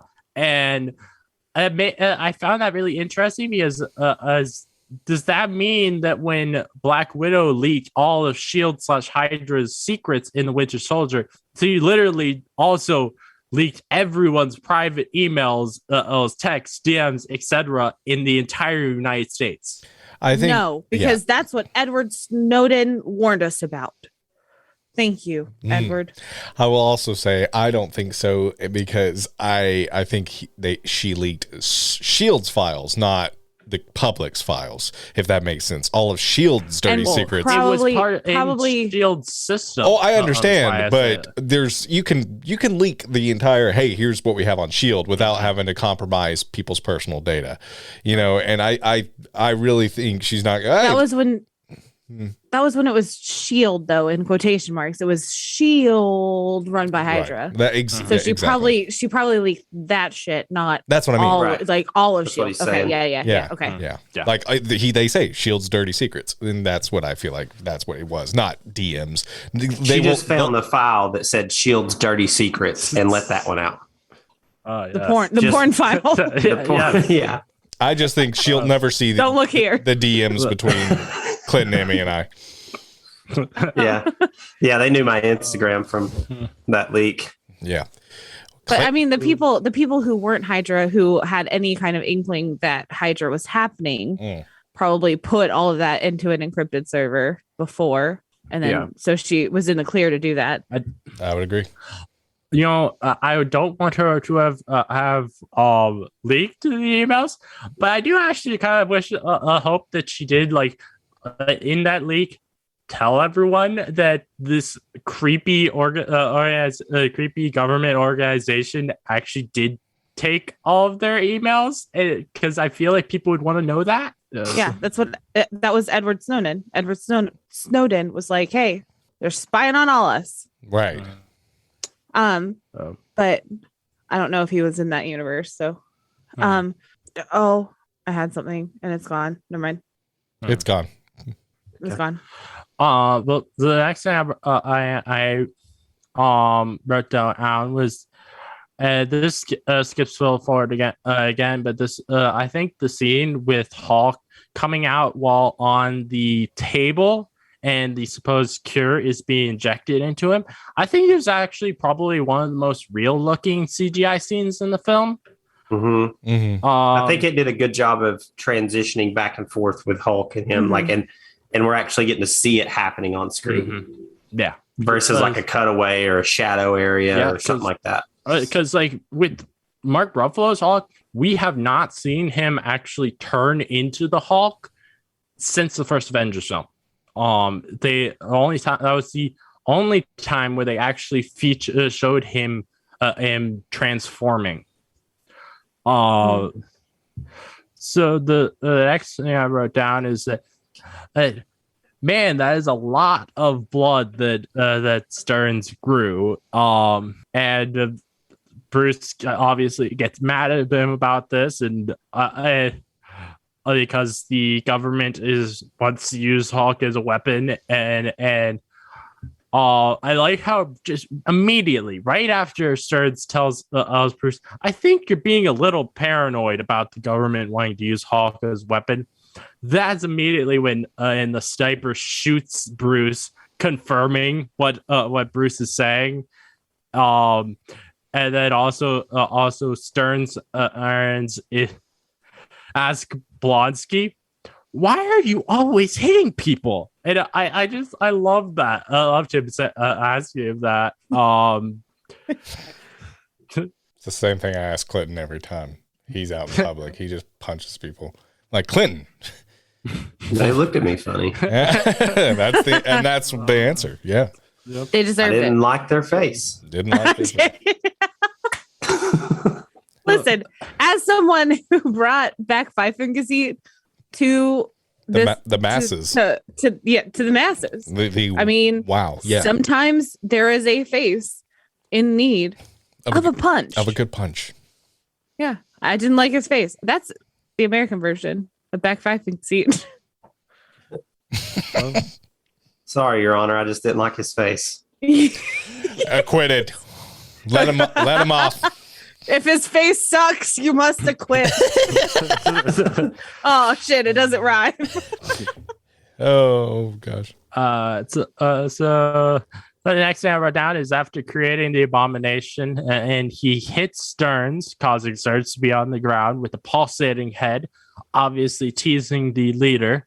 And with everything that's starting to finally come back from this film in the current phase, do you think we'll ever see them try and bring back Stearns as the leader? I would love to, just for continuity's sake.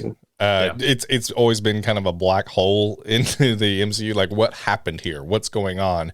So yes, I would honestly love that, but I don't think they're going to. Love that too. But I think that's one of the things where they probably won't bring it back. But I do. But I honestly do hope that they do, because I think that would be really cool. Yeah.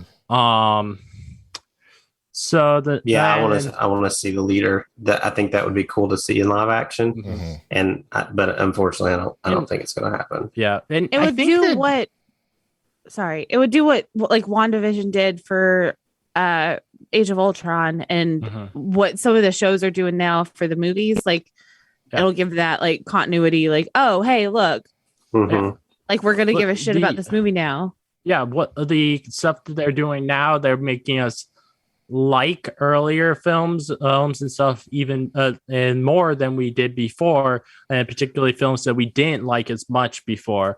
Like, maybe I think but see the value at least. Like, I think that Avengers Endgame helped Thor: The Dark World a lot, because to make you care more about watching it. Yeah. So the next thing I wrote. So also, I find it interesting how no one destroyed all of that Hulk blood. So I kind of wonder if we could see someone, like some bad guy, get hold of that in the future, and then try to make an army of Hulks. Because they particularly did not show that being destroyed, which I feel like if they didn't want us to think that, they would have destroyed all of that blood. Yeah, but I don't think they'll do that because I think it's too close to the super soldier thing. It hits too many of those notes, in my opinion. Yeah, I can definitely see that. I think you're coming up with a lot of really good like theories that would connect to the Hulk, but to the Hulk, like this Hulk movie. Yeah, but because it's not the most loved of the movies, I don't know that they're going to connect a whole bunch of stuff. Like maybe one thing will connect a little bit. If they weren't going to do anything like that, I don't think they would have brought back Abomination. I don't think they would have brought back the super soldier or program if like how they did in this film, if they weren't planning on trying to do more with that connection. Well, but I mean, they brought back an Abomination. Yeah, I feel like there's over the years we are going to see more and more stuff be brought back from this film because as they're now like finally trying to do stuff with it. It's already been brought in. Yeah, she's already done had hers is. Name that show. I ask you first. Bring It On. Yeah, I think it's actually a spoof. Isn't it like a scary movie? Where they did, or not another teen movie? I think it was not another teen movie. Yeah. She's like, it's already been brought. Oh, it's so good. I forgot about that. Oh, love it. Name the show. No, I don't know it. She's already done had hers is. I'm gonna hold on. Every single episode. Hold on. Jeez. When the mail comes. Hold on. Drag Race. Yep. Heck yeah. Sorry. So the next thing I wrote down was that I love Abomination biting the RPG that was shot at him. Role playing games don't do that, but yeah, we'll talk later. Don't worry about it. So the next thing that I say was that I really think it was cool seeing a Abomination kick the front of a taxi, then picking it over his head, and him saying, "Give me a real fight," and then throwing the taxi into some soldiers and that camera. That's what I say when I'm getting romantic. I grab a taxi cab, just door and rip it off. Give me a real fight, and like, ooh, yeah, it's a weird thing that I'm into. Do you have to fight to get romantic time? Because there might be some issues. It's foreplay, Emmy. Okay. Consensual. Role playing. Speaking of which, we hear the words. She goes, or it was the leader, which obviously he's not the leader, but he may turn. Yeah, he says informed consent. Informed consent. I was like, well done, Marvel Studios, 2008, talking about informed consent. Hey, it's a legality that's been around in special education for a long time too, though. So I mean, it's a legality. Yeah, I know. And like even Liv Tyler's character is like, no, I want you to bone me right now. And he's like, no, it's not about me boning you. It's like, I'm going to turn into the Hulk and not understand this whole movie. Think I saw that verson of it. That's literally what she said. She's like, no. That is. Damn, that is what she said. Thank you. The next thing I wrote down was that when after Hulk is sent down, or Bruce is sent down to the ground to become the Hulk. I thought it was really cool. So Hulk's fist first comes breaking through the rubble, and why I find that really cool is that's very similar to my original logo for Smash Trivia. It was supposed to be a sort of like a Hulk fist. It's breaking through a wall. So that's just like typically to me, I think it's really cool. When I saw it tonight, I thought of the Hulk fist that's on your wall right now. Yeah. Mm-hmm. Yeah. Like that. It's exactly that, which is really cool. Cause I know that there's that line came out whenever I worked at Target. I remember being like, man, I wish I could afford to have all of these.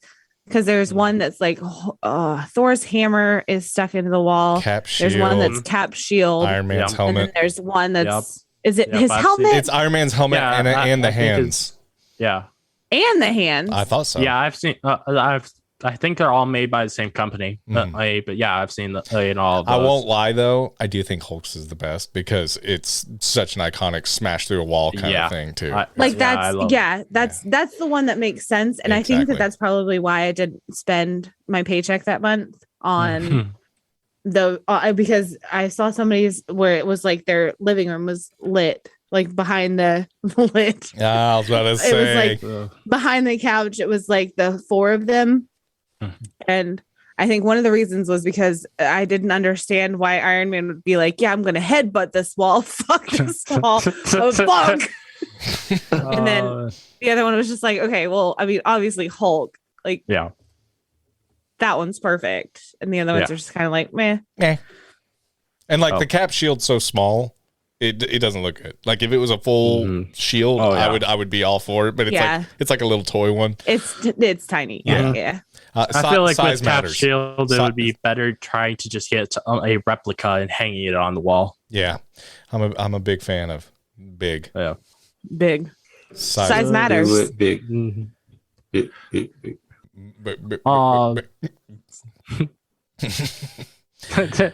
I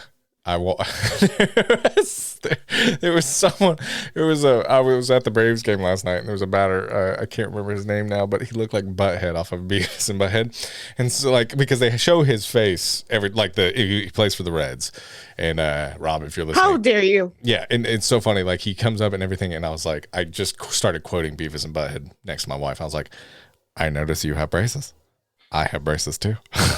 And she was like, the fuck are you talking about? And I really enjoyed myself quoting Beavis and Butthead. The worst movies in the entire world, or the worst movie and show. So Who won? Braves lost game 1. Reds won game 1. Braves won game 2. They play again tomorrow. So go Braves. Wait, they do that. Wait, I'm sorry. You said this was opening day. Yeah. Yesterday was opening day. Oh, so they played yesterday and tonight? Yes. That's how baseball works. They play multiple games a year. Is this the playoffs or what do you do with baseball? Is this the World Series? This is riveting. Clinton, we're talking about baseball. I'm educating her on baseball. Okay, so there's a whole season in baseball. Opening day is the first day of the season. You play. That's what I thought, but I thought you just played like one game per team, like football. No, you play series. And then you get to the World Series, and then you play like series. No, you play. I think you can Google it, Emmy. Probably. Emmy, no. I think you're a rude bitch, Clint. We are not on our podcast right now. Oh, I think if I wanted to Google it, I would have already done. He Google can edit, and he can edit this whole part. That's true. That's the magic of editing. You can make us shut up real quick. It's really, really awesome. I'm sorry. Okay. All right. So excuse me. I'll do the googs. I'll do the googs. Figure out how fucking baseball works.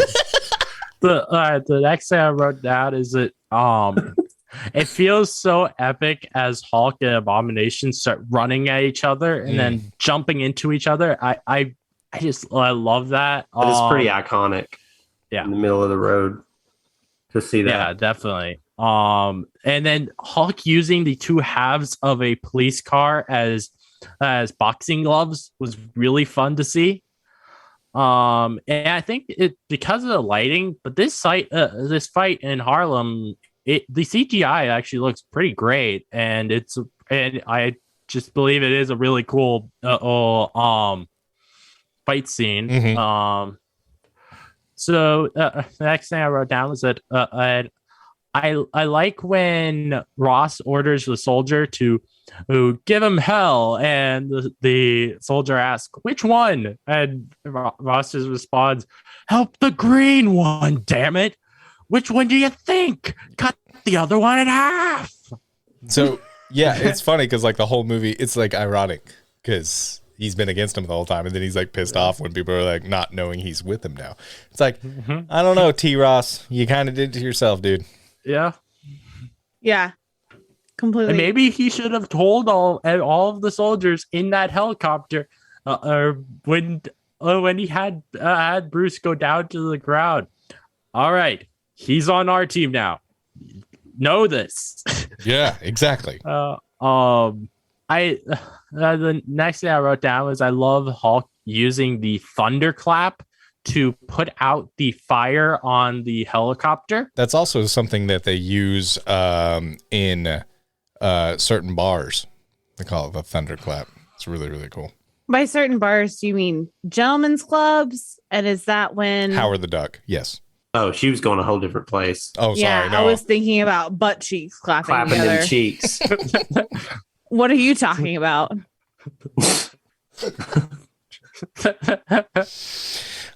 No comment. I got nothing.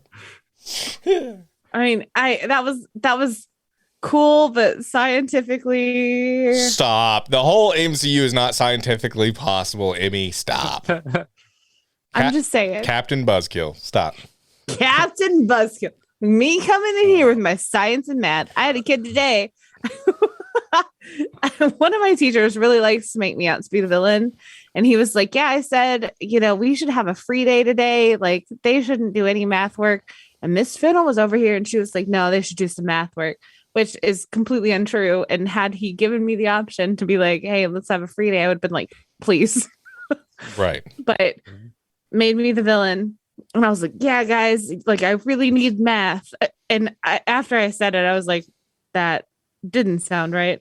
But I was like, yeah, we got to do math every day. Like, I need math every day.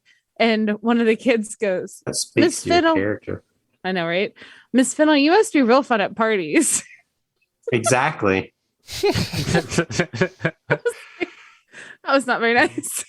But I think I say something very similar in my Twitter profile. And then he roasted that. So that's cool. That's fine.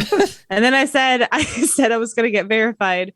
And one of the sweetest, quietest girls who like only comes to me when she needs like legit math help. I was standing right next to her and I was like, yeah, I'm going to get verified on Twitter. And she could not stop laughing. I was like, oh man. Okay. All right. Cool. Cool. I thought you didn't want your students to know about your online presence.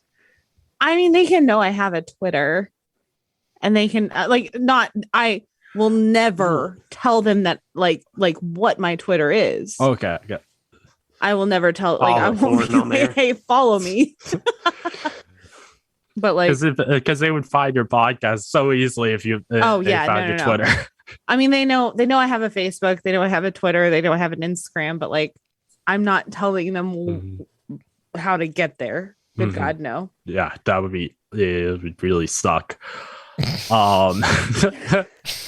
And none of them know I have a podcast either. So yeah, I do. They think that I'm just going to get verified from posting pictures of my cats. So that's probably why that girl started laughing today. But there is people who do get verified for things like that. Yeah, it's not that far fetched. So one of my friends that's a teacher messaged me one day and she was like, in the same grade as you, Emmy, and was like, one of my students wants to know about your podcast. And I was like, we're pretty explicit on there. She's like, he's pretty explicit. He'll enjoy it. They really are.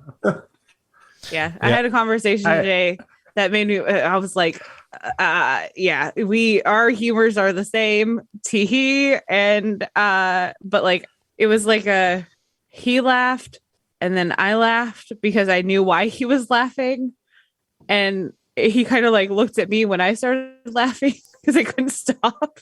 And I was like, I didn't say anything. Like, don't look at me like that. I didn't say anything and just had to walk away because he was looking at me because I was laughing at something that a middle school boy was laughing at. So, that was which was funny. I feel like the problem of having your students know about your podcast isn't as much about them being children and they should be watching a mature podcast, but it's more of you just probably don't want them knowing that much about you they can figure out ways to make fun of you for. Oh yeah, I have the opposite problem with my coworkers. I'm like, hey, listen to our podcast. And they're like, They're like, you mean listen to you? Probably most people. They mean like, wait, listen to you and not get paid for it? Fuck that. Yeah, exactly. I'm like, it's a niche thing. I get it. Not everyone likes Marvel or niche. I didn't fucking ask you. How's that?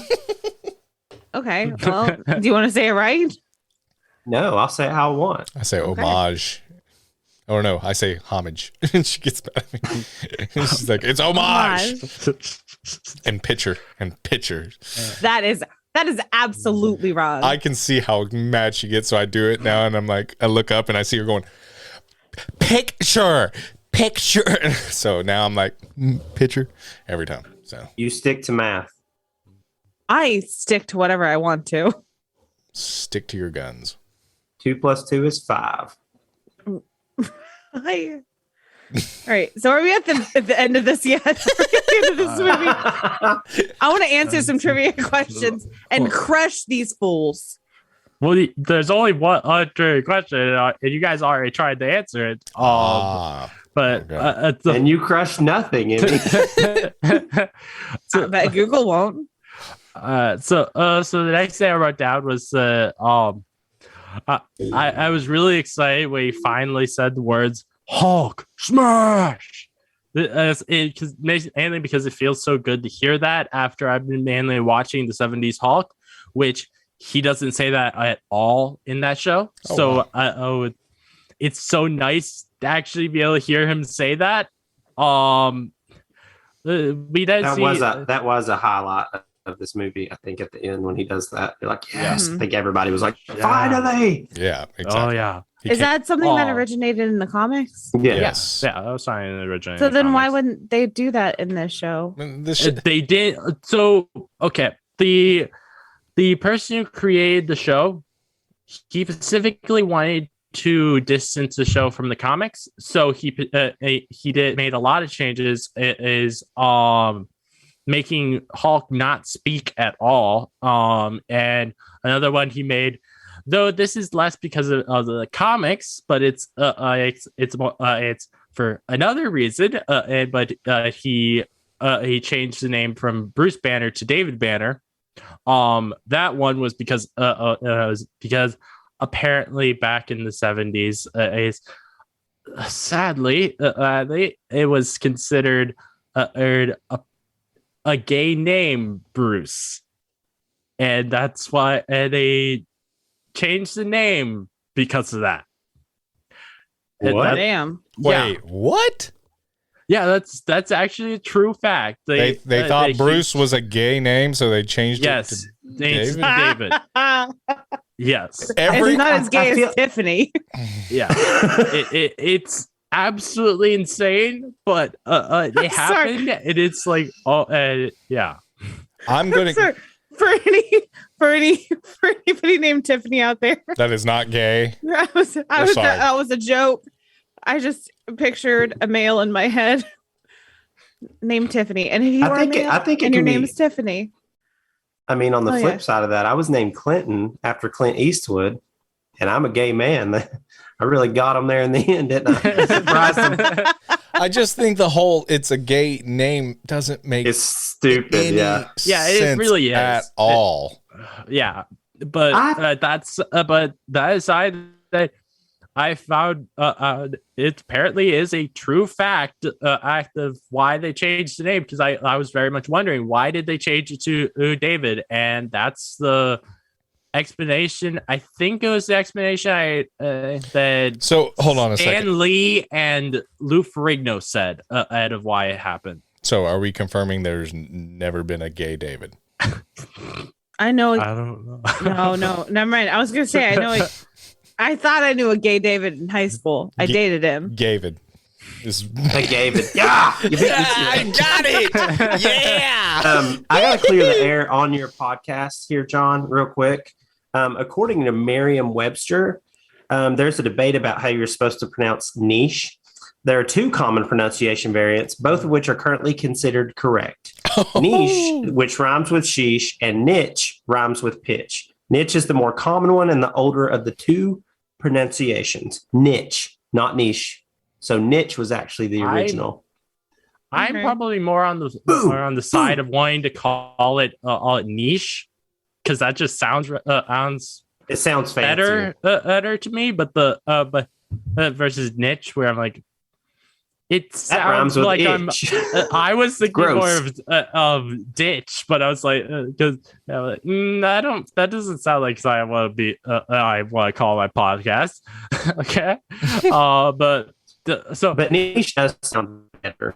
Yeah. I say niche more than niche, but niche does sound better. It sounds more proper. Yeah. All right. So the boss on Twitter, if you are listening currently, I am advocating for you because I agree that niche is correct. Clinton just found some information, could be On Merriam-Webster on dictionaries? I don't know her. I don't know Merriam. And so I because I have seen him post about the pronunciation of niche more than once. And so the boss, buddy, this is for you. I see you. I'm out here doing your work, man. So you and the boss are wrong, is what you're telling me.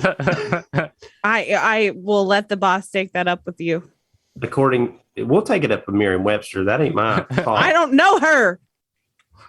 It's probably some She doesn't old go person who thinks it's probably just some old person who thinks that we should always follow the old ways of pronouncing words. I just want to be real. I don't give a shit. I really don't. It sounds better. It just sounds I better. don't care. I'm just waiting for this part to move on. Although Listen, I have to just had say, to, because Emmy loves to call me out on stuff. I had to correct her here because she would have done the same thing to me. never. Although I will say, I think that it would be fun for like a podcast or for me to just have the nickname the niche bitch. For the niche biche. The Ooh, niche bitch. I like that one more. I think that sounds great. It's like you made it French. Shit. The niche I biche. sound bougie. Very, very posh. Very I posh. am the niche bitch. The next thing I wrote down was, so Hulk pulled a bone out of Abomination and stabbed him with it. And I just wrote, wow, that's brutal. He boned Abomination. Yep. I love that they actually had one Hulk form his blood when he started bleeding. It's green blood, which is sign from the comics that and I think that's a really cool touch that they put with the CG for this. I'm colorblind. I'm colorblind, so I'd never noticed it. But thank you for describing it for me. Yeah.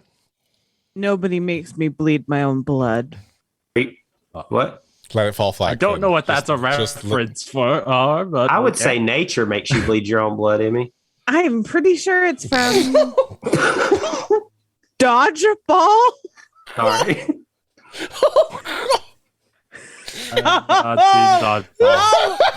god, I'm so sorry. My brain just caught up with your words. Oh my god. What? Dick joke. Period joke. Out of left field. Listen, it's common. We can talk about it. Yeah. Yeah. Yeah. Fucking normalize it, man. It happens. That's right. That's right. Not to me, Nature, but you scary. I haven't watched the Turning Red film yet, but I really do love how that film does do a lot of normalizing for the periods. we're actually reviewing that. We're reviewing that next week. Yeah, we're gonna take a break from Moon Knight, and we're just gonna review Turning Red. Yes. And Emmy's gonna review it, and Clinton and I are just gonna be, yep. Oh my Yep. god. We're just gonna snicker. So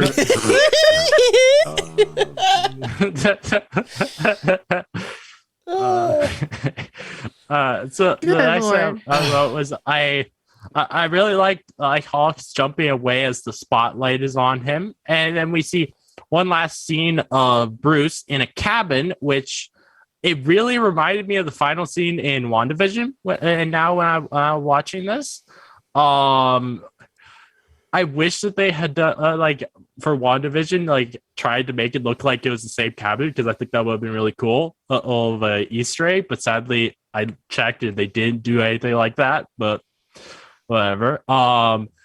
I'm really happy for the one shot revealing that Tony was trying to recruit Abomination instead of the Hulk, because I honestly don't think it would have made sense for him to go to Ross to recruit the Hulk. Recruit Hulk, yeah. Are you trying to say something, Emmy? Yes, because I know that the one shot that you asked us about at the beginning, I don't know the name, but I know it was essentially the same as the post-credit scene of this movie, which is why I went to see this movie in the first place, because someone promised me that Robert Downey Jr. was going to be in it, and that person is no longer a part of my life because they're a liar. They're Damn. if you lie to Emmy once, she cuts you out. Yeah.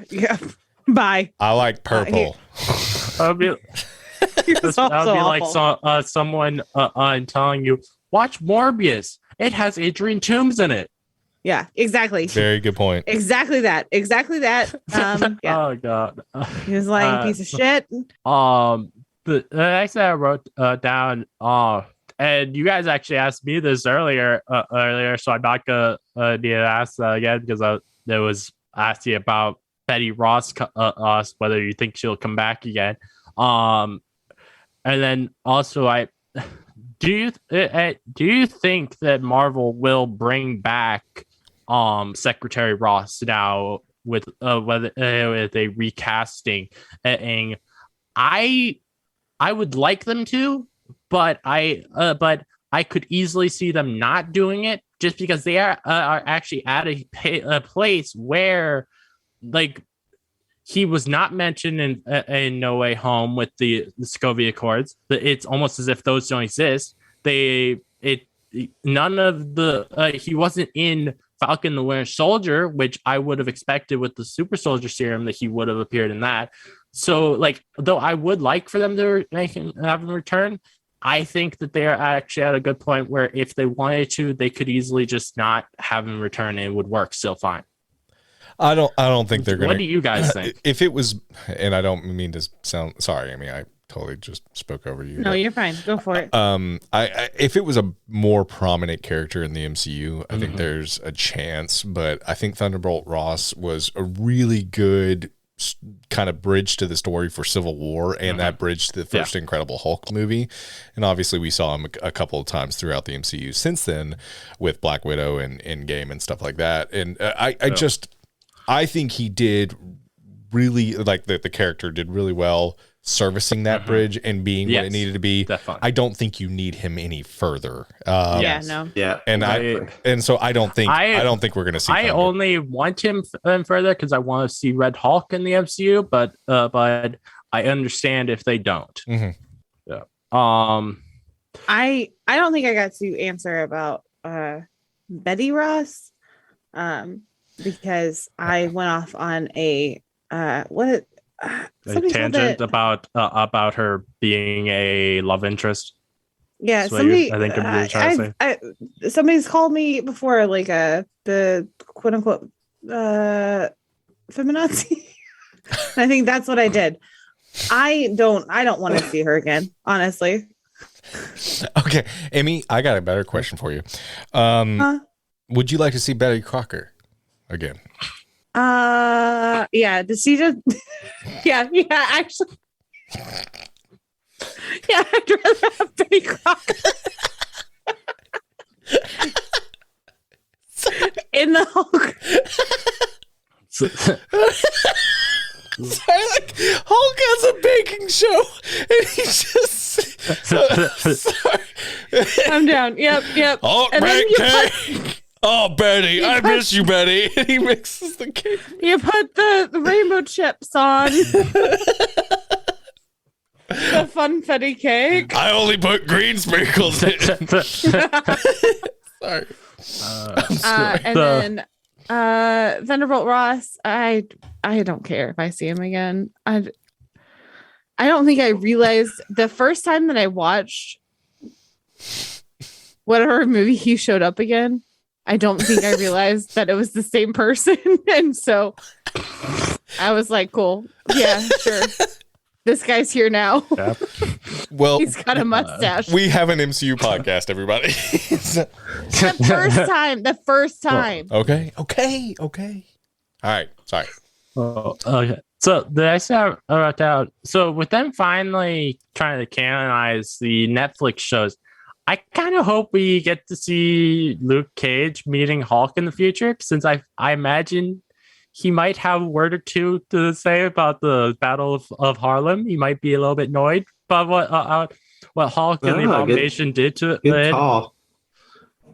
So that's one thing I really would like to see in the future. So honestly, I thought this it was going to be really hard to watch this after how I got bored watching it a few years ago, but I ended up loving it. I feel like I'm able to appreciate this film so much more because I watch a lot more Hulk content than most people now have.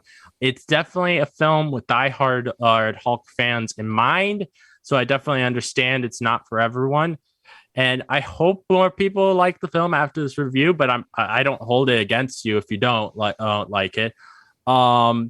Is there any final thoughts on the film that you'd like to say before I get into the trivia? I want to echo a little bit what Brandon said earlier, and I don't think I said it, but I remember watching this when it came out, and I did enjoy it at that time because my brain was comparing it to Banner's Hulk, and my comparisons were from that because I didn't have anything else at the time.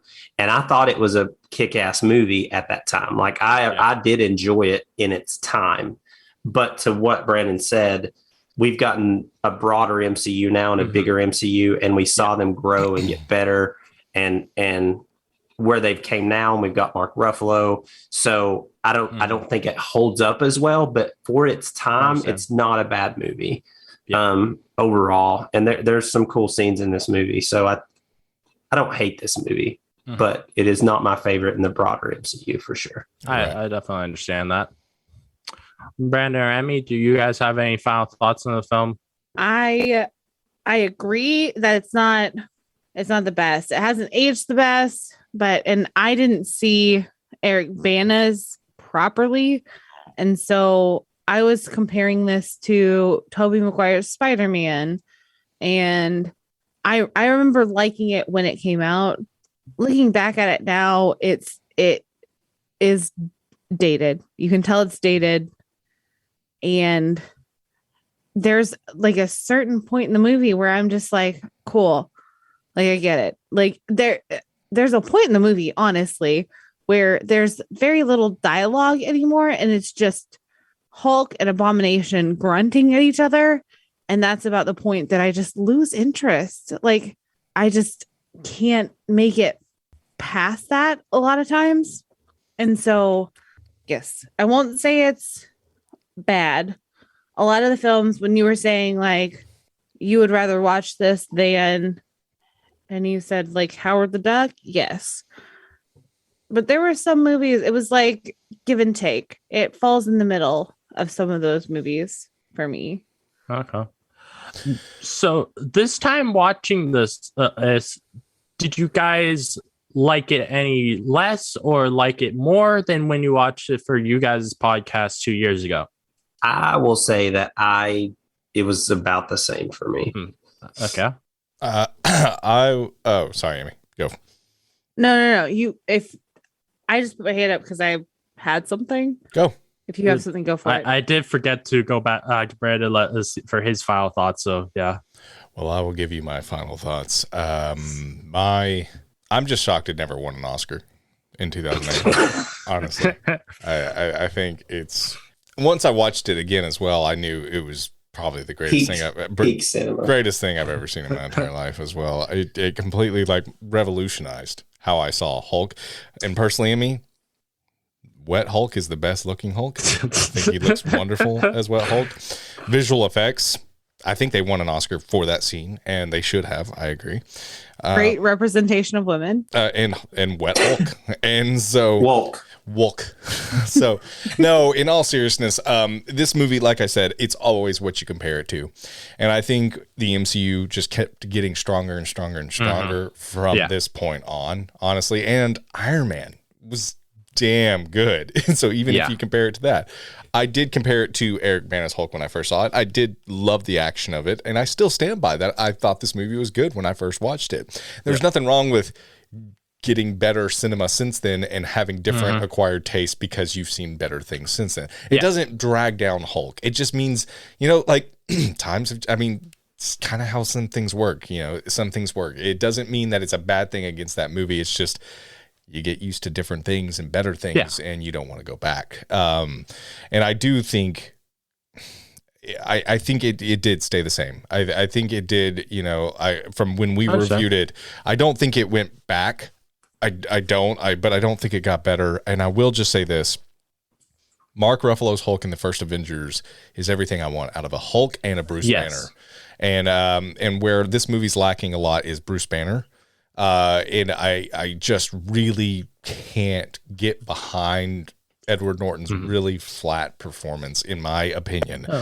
And that's, I can see that. And that's where it suffers ultimately is, and when Mark Ruffalo in 5 minutes, immediately completely captivates me more than 2 hours of Edward Norton. And I was actually annoyed that they recasted Hulk. I was really annoyed, actually, because I want that continuity. I want Edward Norton because I saw him, and now I want to see Edward Norton, Robert Downey Jr., and I want to see all those people mingle with one another. I was actually not a fan of the recasting. And then 5 minutes in, Mark Ruffalo said, "Shut up, sit down. Here, you're going to like this." And I said, "Yes, Daddy." And it worked. It worked. And so, honestly, there is what I guess I'm saying is, the Hulk is not bad. Bruce Banner's not bad. I've seen great Bruce Banners. I've seen great Hulks. Mark Ruffalo in the first Avenger, make that a fucking movie. I'm here for it all day. I think we would have had a huge blast with that. I think this movie just it's just one of those things. Hey, I understand. Yeah. And it's a compliment to Mark Ruffalo. He made us love him so much more. And I think that also makes the movie go down a little bit because we see what could be with this character. Yeah, I agree. I think the best thing I've seen from Hulk is definitely in the Avengers, or it's the first Avengers film, particularly. Same. I love Thor Ragnarok, but even that I would say is not his Hulk in that is not as good as he is in the first Avengers film. Right. Yeah. So I definitely agree with you there. Yeah. Emmy, you had a solid point on Betty Crocker. I'm curious what it was about. Watching it this time, I think the first time, because this was the second movie that we watched for our podcast, like this was very new. And I think I was still kind of finding my voice and finding what I wanted to talk about and what I wanted to point out in a lot of projects and a lot of movies. And so I don't think that I picked up on how exactly, like I know that I called her out. Betty, I called her out, but I don't know if I called her out as hard as I did on this episode. And so that makes me want to say that it went down for me. But at the same time, the way that Brandon was saying, like the MCU, like it's kind of like a collective that even the lowest thing gets brought up because it's all connected. It all is interweaved somewhere and will probably be interweaved again at some point. Obviously with Abomination, I think like eventually that will pay off and we'll see that. And so I had it and I did pull out my old notes. And so this is way back in the day when I didn't take, my notes are a hot mess here because this was the second movie we reviewed.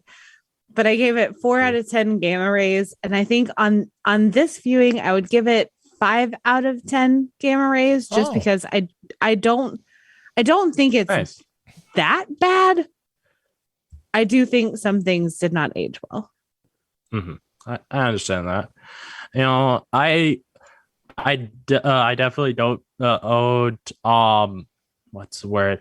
I don't blame any of you for not really liking this film, and it's fine. Fine. You don't have to like everything. I am happy that that I think you guys enjoyed yourself of this review, and like you guys were willing to listen to like my points and versus like when I watched or listened to that first Incredible Hulk episode with on you guys' podcast. I think instead of there being lots of points and discussion, there was a lot more of just shitting on the film, and I'm kind of happy to see that you guys were willing to work with me with this, and it seems like you guys enjoyed yourself, at least maybe not while watching the film, but at least talking to me about it. John edited all the times we were shitting on the film. So if you don't hear it in this episode, he edited it out. So yeah, here, and you're probably not hearing this either, but if he somehow forgot to edit this clip as well, fuck this movie. And I bet Ed Brandon will probably just to screw me over, put an unedited one of this on your Patreon. That's what I plan on doing. Yeah, I got to make a dime off of this somehow. Yeah, greedy bastard. Hey, it's all three of us, damn it. So, yeah. Anyway, because I do truly think like if you guys had probably acted the same as like you did with that review. When you guys came on here, probably wouldn't have been as enjoyable of an experience, at least for me. But I'm so happy that you guys were willing to work with me on this, and I you guys have a great attitude. And I definitely want to give a shout out to Emmy's comments earlier. I think Emmy was spot on. We made the Iron Man podcast together as just 3 friends well, actually not even 3 friends. It was Clinton and I and Emmy and I, and then let's merge these worlds together. Really, and when I asked them, 2 line segments that 2 universes. Triangle. And the triangle is the most sturdy form in construction. That's a very good point, Emmy. And when I asked Clinton and Emmy to be on the show, and we decided to go with it, and we went back and forth, but it was kind of finally like, let's do the entire MCU in order. We've already done Iron Man. Incredible Hulk was our first show knowing we were a thruple. If you listen to the Incredible Hulk, I don't blame you guys at all. That was our first date. Yeah, but if you listen to the first Incredible Hulk episode, I announced them as full-time members of the podcast. That was the first time we knew it was the 3 of us, ride or die, moving forward. And so it really is our Iron Man was our pilot episode, but Incredible Hulk was our first episode, season 1, and it was just, I don't know. It was we were still finding ourselves, and I think even when it was a shitty movie, we were like, fuck, all right, well, fuck. Now we're like, we're going to find the joy in time with each other. And that's where, that's just the bond that the 3 of us have now, because it's something we formed over 2 years of being with each other almost. Yeah. And I think that's a really beautiful and special thing. So I just thought I'd say, Clinton, Emmy, I love you guys. And that's, I think, where this comes from, John, is just that bond where even when we're having a bad time, we're going to have a good time because we just want to laugh with one another and figure it out. Yeah. So. And I'm very thankful for that. Yeah, as I say, I definitely don't blame you guys for how you guys were on that episode.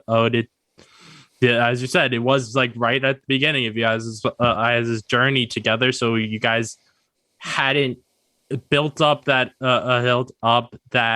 chemistry together that we've all grown to know and love. So I definitely understand it, but I'm just very happy that you guys made this such an enjoyable time.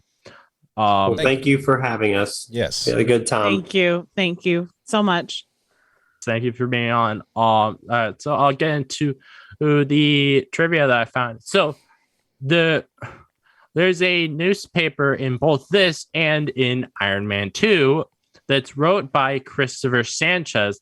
And this was not something I found in the trivia section from IMDb, but Chris Sanchez. I was looking up the name because I was like, I feel like there could be something to that. And apparently that's the name of one of the people who worked on visual effects. And then the next thing I found was that during all we're seeing the Shield documents at the beginning, Nick Fury's name comes up on a lot of them, and also in the same documents it says that Hulk is a threat level red, and I think that's a possible Red Hulk reference. And then Paul Scholes, who I already mentioned, he portraying Stan Lee, the owner of the pizza shop. I already mentioned that he played the first ever version of Bruce Banner, but he also voiced characters such as Rick Jones, Hawkeye, Happy Hogan, Spider-Man, and more, or in different Marvel cartoons. So I thought that was interesting. Now there's the trivia that I actually found from IMDb, and the first one was that Louis Leterrier, or the director, wanted Mark Ruffalo actually for the role of Bruce Banner, but Marvel insisted on Edward Norton for this first film. And in a deleted scene, Blonsky describes Hulk as Hulk to General Grueller as 10 feet tall, 1,500 pounds, easy, and green. And he's a cheap date. Okay. And then he said, or gray, sir, or greenish gray. It was very dark. I couldn't tell. And this is a reference to Hulk being gray in his first ever comic appearance. Which problems with gray coloring in the first appearance is what led to the skin color being changed to green. Originally, Abomination was going to return as a supporting antagonist in Avengers Age of Ultron, but he was cut. Stylistically, the filmmakers chose a darker shade of green from Hulk 2003 and decided not to make him as large. His size does not increase as he becomes further enraged, staying at a consistent height. I honestly think it was kind of a mistake that they didn't make it. As he got more enraged, he would get bigger, but whatever. Edward Norton was cast as Bruce Banner on the recommendation of Lou Ferrigno. As Lou Ferrigno stated that he said Edward Norton reminded him of the late Bill Bixby, who acted beside him as Dr. David Bruce Banner. The reason he thought he reminded him of that is because Norton and had played apparently a similar character in Fight Club. And then the next thing I found was that in the comics, the Abomination possesses his pointed ears. Louis Leterrier, the director, wanted this characteristic to appear in the film, but reason that the Hulk would bite them off, a la Mike Tyson and on Evander Holyfield, which was considered too intense for a PG-13 film. Then Ray Stevenson, and who I think Ray Stevenson played Wolverine's brother in X-Men Origins. I think he also played the Punisher before, or he was actually considered for the role of Emil Blonsky. And he also played Volstagg in the Thor films. On the campus board above Betty Ross's name is a Lester Richards, which is a possible reference to Richard Lester, who directed Superman 2 and Superman 3. Matthew McConaughey auditioned for the role of Bruce Banner / Hulk, but was turned down. That would have been really interesting if Matthew McConaughey played Hulk. I would have loved if he turned into the Hulk and he's like, All right. I'm No. gonna go smash. All right, smash. All right, You wouldn't smash. like me when I'm angry. Yeah. All right, smash. All right, it'd be great. Yeah, looking forward to it. Yeah. And then he goes, Part of the reason why I actually particularly took that that bit of trivia from IMDb was I was like, I feel like Brandon's gonna get a good Matthew McConaughey impression. I don't know. I need to practice it. And there's somewhere in me, I'm working on a couple of impressions. You have to work on it. Train your voice. It's weird. So yeah, I'm working. I will continue with talking about the trivia. Clinton sadly had to go to bed, so I thank him for coming on and I would be happy for you to ever come on again. So go to bed, Clinton. Thanks. I'm sorry. I got to work tomorrow, and I have to. No, get it's to bed, all right, so. man. It's absolutely all right, man. Thanks for having me understand. on, and y'all don't have too much fun without me on here. Okay. We're gonna rock some trivia. I'm turning it up to 11. Good night, guys. Bye, Good night. Clinton. Good night. All right. So the next trivia that I have is that Hulk has a total of 6 words as provided by Lou Ferrigno. Leave me alone. Hulk smash and ready. And then Martin Starr makes a brief appearance in the film as the computer nerd.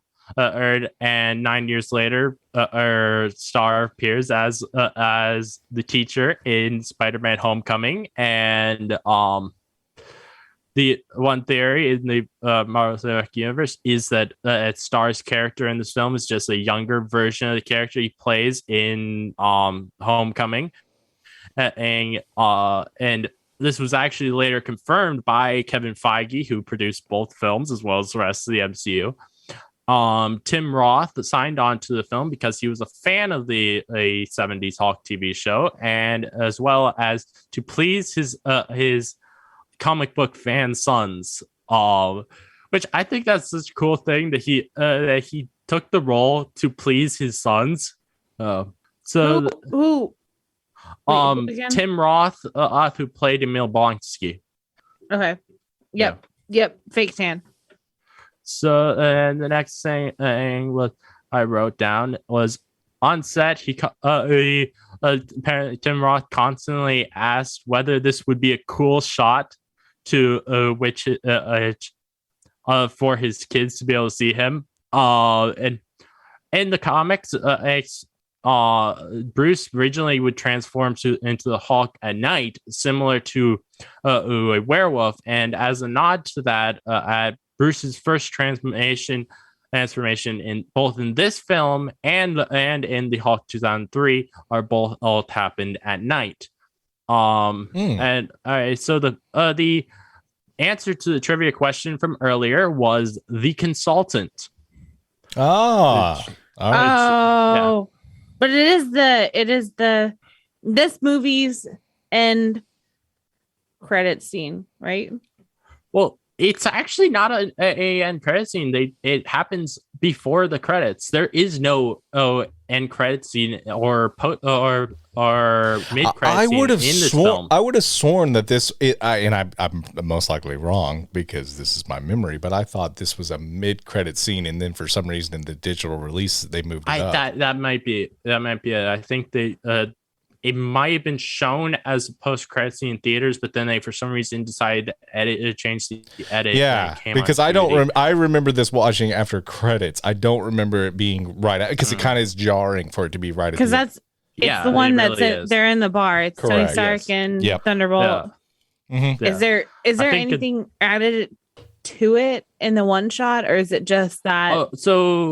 I don't remember if there's actually anything added to that scene, but they expand upon I was saying that it was the one shot shows Agent Coulson meeting with Agent Sitwell because the World Security Council wants the Abomination to be part of the Avengers, and they decide to call upon Tony Stark to do the deed because Tony Stark is the most disagreeable person they can find, and they don't want to have the Abomination be a part of the team, so they send him to try and get General Ross to say he'll put him on, but knowing that General Ross will hate Tony, so he'll not be willing to do it.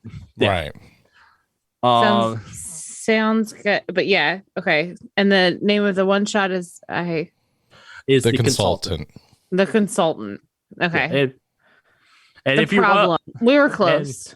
And if you were close. Anyone who wants to watch that one shot, it's on Disney Plus, and all of the one shots I think are now on Disney Plus. So if you like Emmy, just want to see a Robert Downey Jr., you can just see Robert Downey Jr. scene and not have to watch the entire Incredible Hulk movie. Very good point. Yes.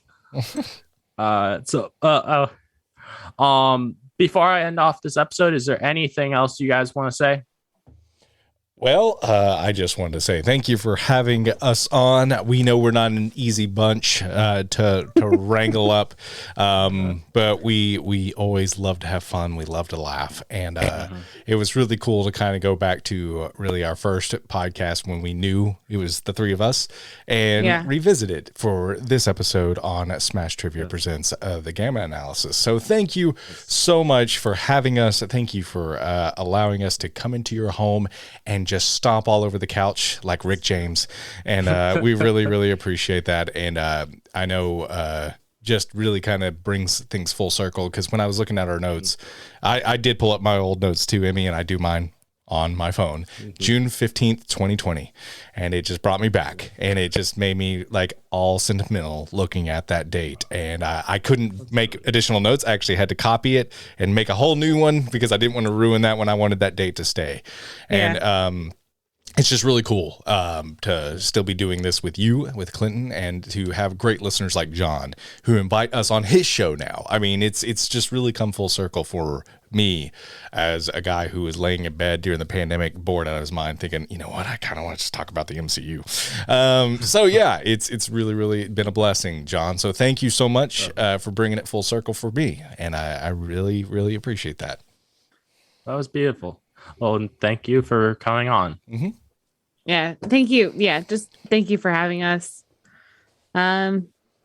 I have seen The Incredible Hulk twice in 3 years, and I think that qualifies me for like a free froyo somewhere. I'm not really sure, but like, can you get in contact with me, because I love froyo? Emmy, next time we're hanging out, I will get you a froyo. You have my word. Okay, but yeah, I would be willing to get you a froyo too, whenever you guys eyes end up making it to Augusta. Sounds great. Okay. So yeah, I had a good time. Thank you so much for having us. Yes. Thank you for coming. Yeah, all right. So thank you for listening. If you like this Gamma Analysis, please give a 5-star review. You can do that both on Apple Podcast, and you can do it on Spotify. If you do it on Apple Podcasts, you can actually leave a full review, versus on Spotify, you can just leave a rating. But please, if you like this, please tell me you liked it, because I'd love to hear from you. And I'd also love to hear your thoughts on the film. So please let me know whether they're good thoughts or bad thoughts. If you'd like to listen to more from me, please subscribe. Many more Gamma Analysis is coming from me, so keep on the lookout. This again is your host, Smash Trivia John, signing off. And I want this to be a warning to everyone for what will happen if you betray me.